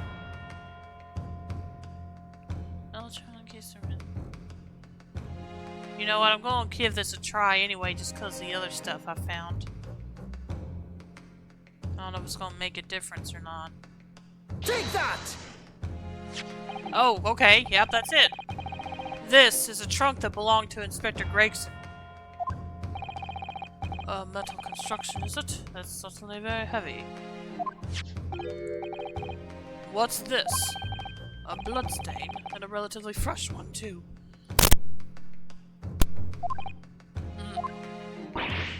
What? You mean that ain't Grace from all the boss's fish and chips? How would that turn out red? Someone explain that to me. Because that was something Renosuke suggested when I examined that bloodstain. So seriously, I don't know how that would turn red unless... Well, she is a blonde. Yeah, but Renosuke isn't. And I don't know, maybe grease does change color as it gets older. Although I don't know. Anyway, never mind. Fresh blood on the inspector's trunk. That suggests that the victim was traveling with that luggage when he was killed. That can't be. There was no mention of any trunk in Scotland Yard's report. Do I have Scotland Yard's report on this? Well, okay, I have this incomplete autopsy report. But I don't know if they would have... Oh, he left out information. This autopsy left out information. Like, even... See right here. Time of death. Indeterminate. Evidence just... Measures may have been taken to disguise the time of death. The victim was shot in the chest at close range. Score. The bullet. The caliber of the gun. I'm still wondering about that metal piece, though. And the gash that it supposedly made. Maybe we'll get to that. Yes, there's a reason for that. Immediately after the inspector's body was discovered, one of the street peddlers made off with the trunk. Oh, fudge, yeah. That's true. Hear me out. If he was shot and the bullet exited the body, maybe it ricocheted off the trunk because it's metal. Would that have made a gash like that, though? I guess at the right angle it could have. Hoping to sell it. That was... Was that the old man? Was that the old man? I think that was the old man. If it was side grazed, it could have, yeah. That's what I was thinking about for a little bit. It's the piece of metal that stuck in the thing that bugs me because it sounded more like it was sharp. Where it's sharper than what a bullet would be. I don't know. Yeah, I think it was that old man, wasn't it? Well, I found it! May with me knows for trouble. Well, at least you're honest about that. Humph. Which means that nobody should have known anything about the trunk. Unless, of course, we're talking about somebody who was present when the victim was killed. I started thinking about the two. Is it metal or glass? Or is it glass from his pocket watch? No, Renosuke outright said it was metal. I think. Let me double check. But I'm pretty sure he did.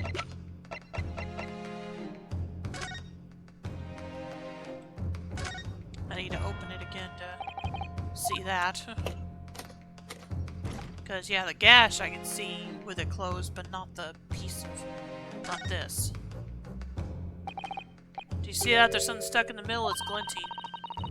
See, she says it looks like a fragment of metal. Of some sort. Depends on what kind of glass... I mean, kind of what kind of... It depends on where the metal came from is what I'm getting at. So yeah, it could be either one.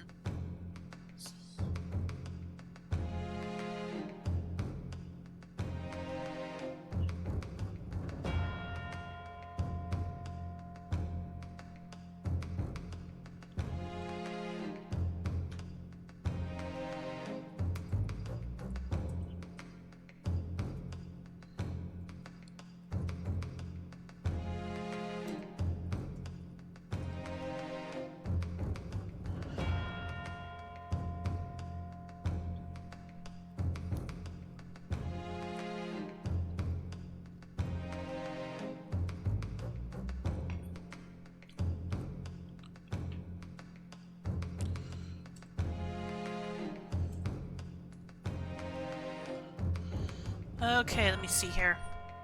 See if there's any pieces of the pocket watch missing.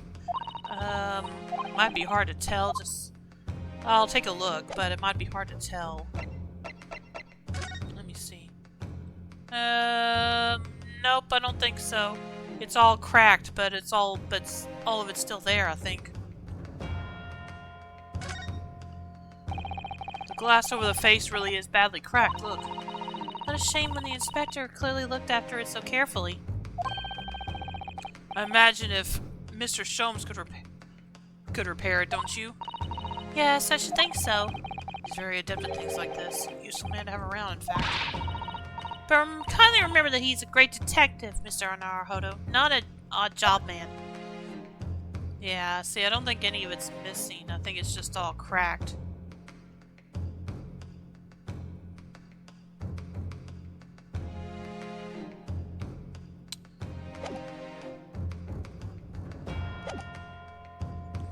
Unless, of course, we're talking about someone who was present when the victim was killed.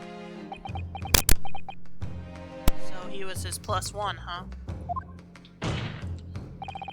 And yet, during the cross-examination of the witness just now, you said this, Cosima. Because of the time he was making his way to the steamship docked on the northern coast of France, as shown by the passport found in the metal victim's metal trunk. So the question is, how did you know about the inspector's trunk? Oh! That had never occurred to me.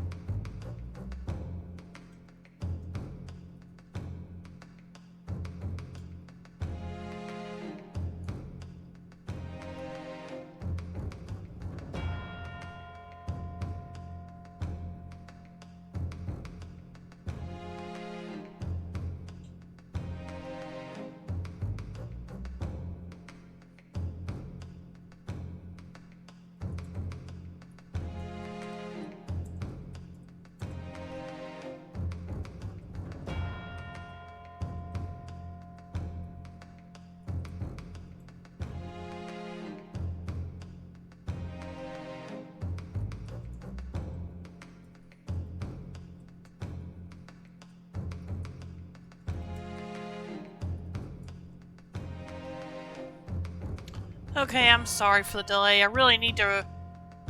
Let's see. Or what was in it to boot? I don't think there's anything in it. You're okay. Yeah, I need to kind of wrap this up pretty soon so I can find a place to stop for the night.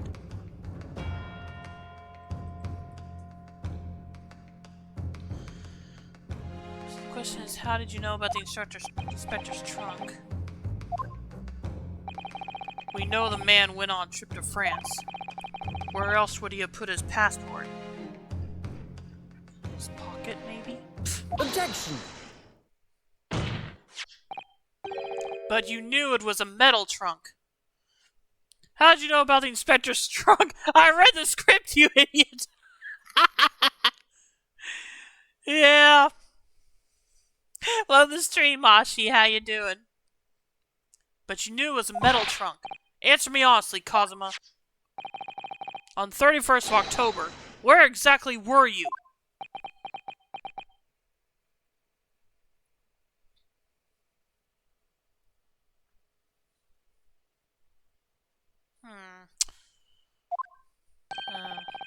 At the port of Dunkirk, on board the SS Grouse.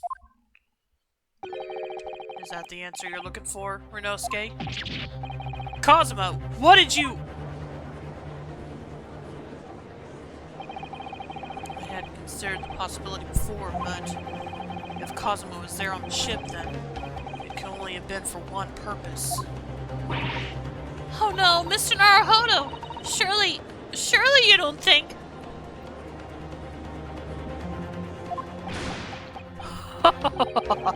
Come on, Renosuke, you know the rules. The only thing that really talks in the courtroom is hard evidence. I was putting on my Halloween costume. My Halloween costume? Cyborg ninja. That's the same thing you did last year! He's the Reaper. Yeah, I've kind of been leaning towards that myself, to be honest.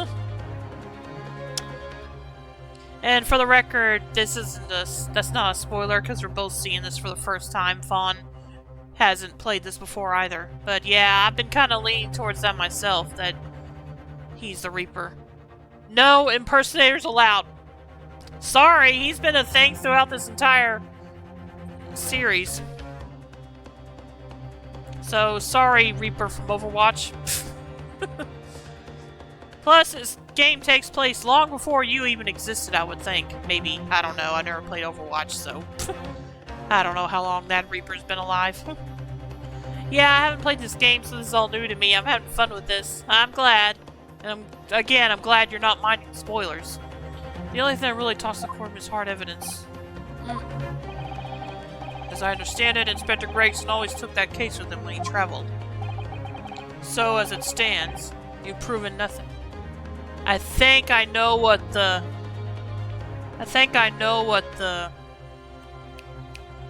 that piece of metal is now. I think I might know what that piece of metal is now. Let me take a look again. Because if it is what I'm thinking of, it could make a gash like that. It was metal fish and chips!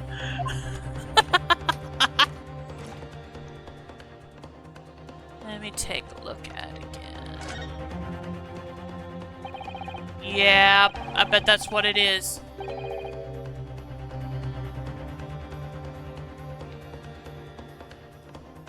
It was metal fish and chips. Yeah, that probably would have killed him too. Ashi. Anyway.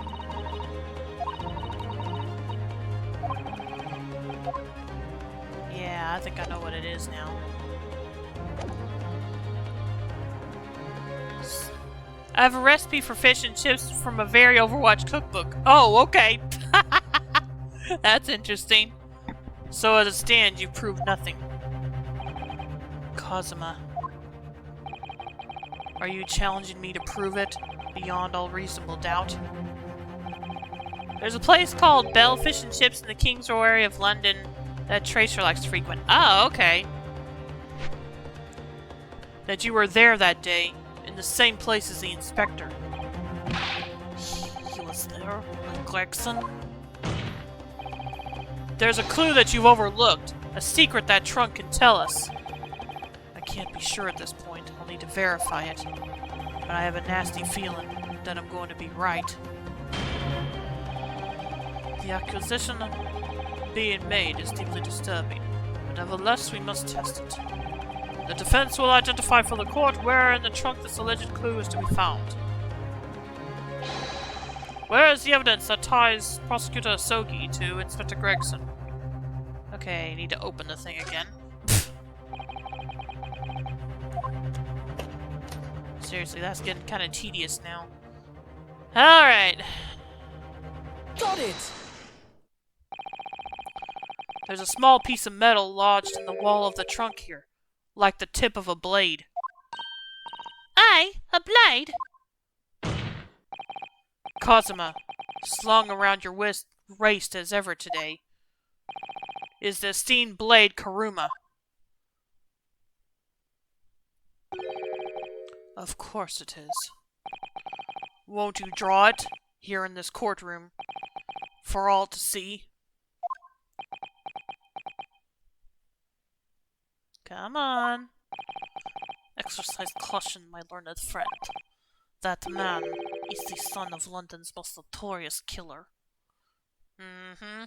I told you I had a feeling on what that piece of metal was now. Bailiff, watch Prosecutor Asogi like a hawk. That won't be necessary.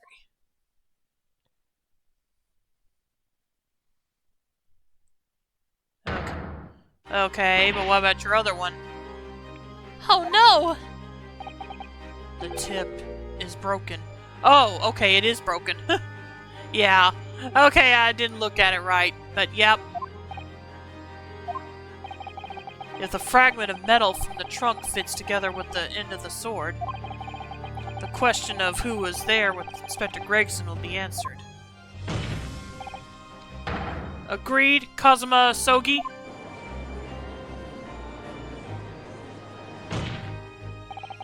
Expertly done, Renosuke. That's a point to you, and well deserved. Do you mean to tell the court, Prosecutor Sogi? Yes, on the 31st of October, I accompanied Inspector Gregson to Dunkirk in order to carry out a mission. So, the additional person authorized to travel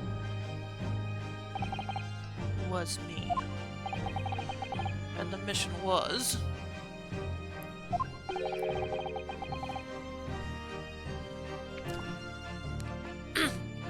the assassination of the Mark. What? What?! You mean you're the killer whose name was omitted from this notebook? You were following the Reaper's orders to dispatch Judge Izoku? Let me make one thing perfectly clear. I have killed no one. Explain. I accepted the assassination mission, yes. I don't think he was following, I think he's the Reaper. Could be. I accepted the assassination and I accompanied Gregson to Dunkirk. But I never had any intention of carrying out the plan. You were never going to do it? We can believe Kazuma-sama, I'm sure. After all, Judge Izoku arrived safely in London the following day. On the 31st, I boarded a train from London with Inspector Gregson. We traveled to Dover. From where we crossed the channel to Dunkirk.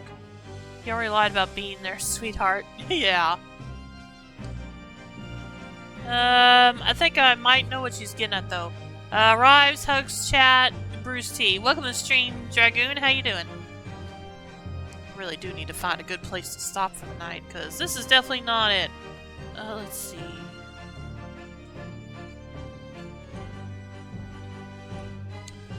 You still enjoying Dragon Quest Treasures?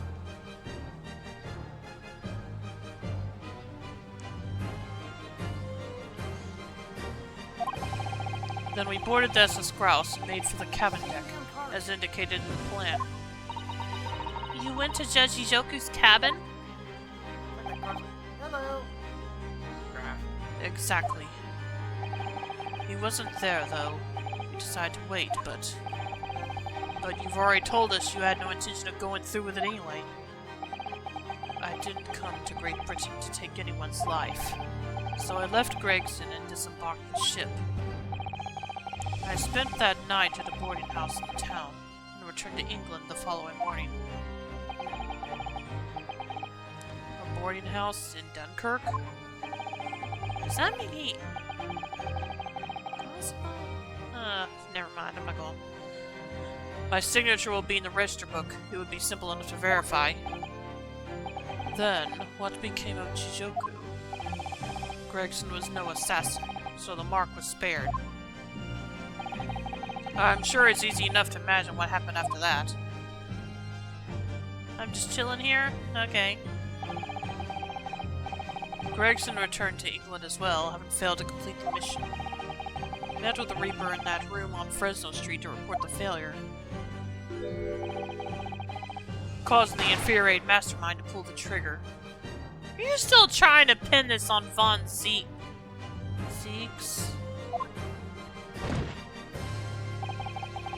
And end his wretched agent's life. Wait a minute.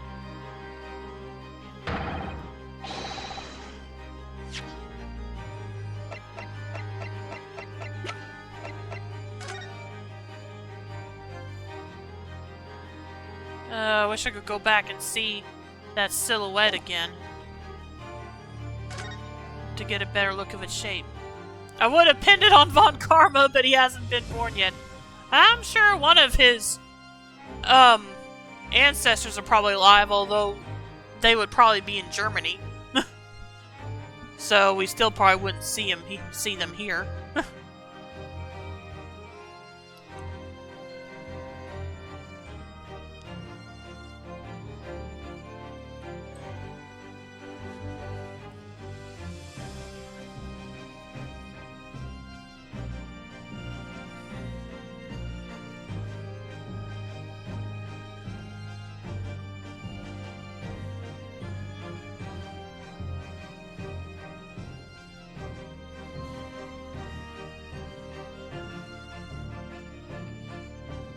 Like I said, I wish I could see that silhouette again.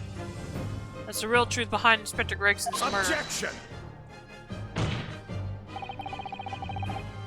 But if you did nothing as you claim... Okay, hang on, I'm gonna look at the photo again. Oh, okay. But if you did nothing as you claim, how did the tip of your sword come to be lodged in the inspector's trunk? That is a good question. I don't need to answer that.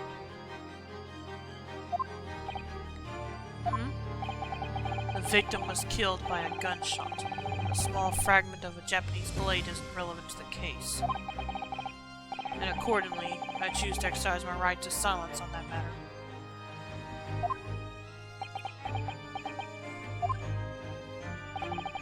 Be that as it may, the court will sequester the sword as evidence. As you wish, my lord. The great sword Kuruma has been entered into the court record. The illustrious blade passed down through generations of the Asogi clan. The prized sword's tip has a small piece missing. We must take immediate action now to verify whether Sashiro Shijoku remains unharmed. What? Remains unharmed? Let me go ahead and take a look at the sword real quick.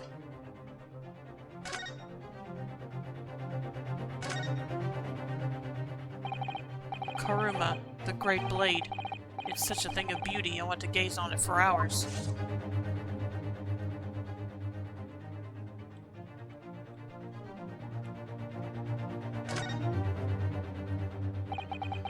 The tip of the great sword, broken. Such a shame. It's been so meticulously cared for over the years. I can almost hear Kuruma's sobs. Kazuma must have really taken a swing for that to happen. Base of the hilt looks burnt, does it? I'll take a look at that in a sec. Oh.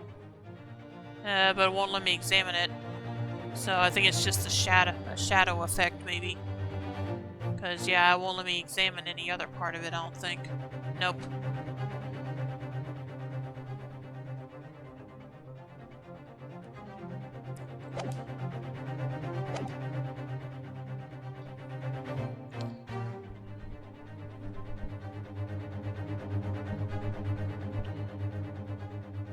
Actually, wait a minute. Maybe I misunderstood. Well, no, I looked over the whole thing, so... Yeah. I agree, that should be our first priority. It's recently come to my attention that he hasn't been seen since yesterday. Oh, fudge, that's right. How did you... When a foreign dignitary invited to Great Britain goes missing for 24 hours, it's only natural that the question of his safety should arise. Shachijoku, the person that they were sent to assassinate, but Kazuma didn't go through with it. But he did return to Britain alive, so we know he was at least okay before now.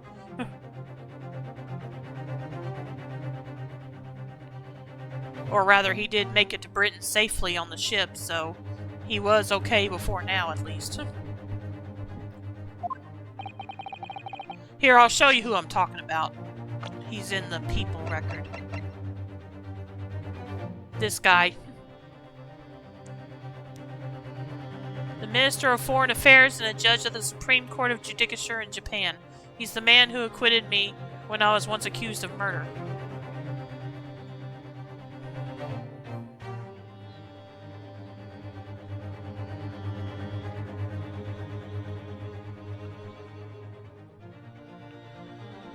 But yeah, as was just pointed out, he has been missing recently, and he acquitted the main character. Yeah, at the very first trial of the Great Ace Attorney series was Renosuke being falsely charged with murder, and Kazuma. Well, no, Kazuma didn't get him off. Renosuke, that was actually Renosuke's first case where he tried to be a defense attorney. And he managed to do it because Kazuma was going to be the one representing him, but Renosuke didn't want Kazuma to give up his chance to be able to go overseas to study, so that's why he took it on himself. That's why he took on the role of his defense attorney himself. I hope what I said makes sense, but you get what I mean. But yeah, like I said, now this Judge Ijoku has gone missing. And as Kazuma just said, he's been missing for at least 24 hours. A man who represents himself as a fool for a client. Yeah, maybe so, but he still succeeded. Aw, she's so...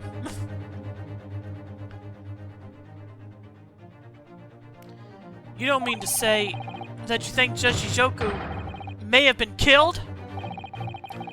The Reaper has more than one assassin at his disposal, and he has the power and influence to give orders from the inside of a prison cell. What? Wait, what? From inside the prison... What? Isn't that right, Lord Von Zeeks? Oh, really? You're still going with this? The prison guard has escaped. Only because the prosecutor is going to sire a line of no-hopers and losers. Okay, fair, I suppose. If I were truly the Reaper, I'd be able to tell you.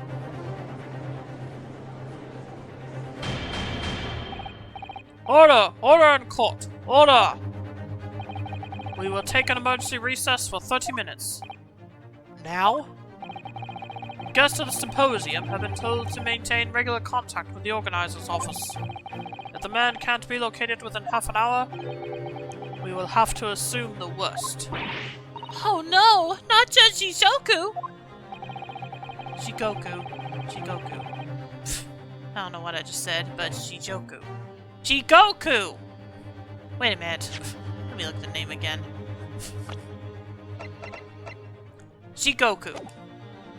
I keep getting the name. I keep saying the name wrong. I'm reading it like it's a J in the second syllable instead of a G. So, my bad. No one would want to kill a harmless Japanese man who'd only just arrived in the country. Except, that is, For the Reaper, wanting to finish off a mark that slipped through the net 10 years ago. I would have to agree. Mr. Naruto, for the defense's sake. My lord? I sincerely hope we are successful. If we're unable to confirm Mr. Shijoku's healthy existence in the next 30 minutes, you will face grave difficulties. Court is adjourned for 30 minutes. You're really going to try to search all of London in 30 minutes? I'm assuming because, offhand, I'm going to say because it would be hard for... I don't know. I guess it would be hard to prove... It might make it harder to prove that Von Zieks isn't the Reaper. Kazuma-sama, the Reaper's assassin. I feel as though I'm in a nightmare. I can hardly believe it either. But on the other hand, Kazuma isn't in the habit of making up stories. I have such a terrible sense of foreboding. If something awful has happened to Judge Jigoku, then I feel as though things will only spiral further and further out of control. I felt it from the moment I stepped into the courthouse this morning. That strange sensation that we were careening towards a foregone conclusion. Well, in the worst case, we might only have 30 minutes left. Unfortunately, though, I don't think there's anything we can do but wait now. We're out of options. Actually, there may be one last hand we can play. Might be a mistranslation. Yeah, it could be. Because I think it's supposed to be careening. Or rather, one last ear. Of course! The little Mr. Sholmes doll that Iris gave us. If for some reason you completely run out of options in the trial today, then just pull the set of Harley's ears as hard as you possibly can. Perhaps now is the time. What should I do? Pull Harley's ears or not? I'm gonna go ahead and save that for next time. I'm gonna go ahead and end the stream here for tonight. So, I hope you all enjoyed it. As always, you can follow my YouTube channel. Link below to see my past streams. And I will... don't worry, I'll be back tomorrow playing. I'll be playing more of this tomorrow. But yeah, it's already past the time I would normally end my stream, so I'm really sorry. Oh, you know you're playing? Okay. But yeah, I'll be back tomorrow to continue this and maybe finish the game tomorrow. So I hope I'll see you then. And if you stick around, I'll drop a raid. Let's see, who to raid tonight. Catch a Shield, who's live yet?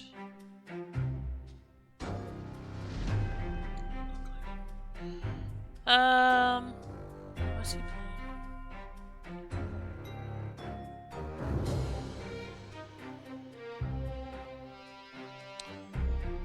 Let's see, I'm trying to decide who I want to raid tonight.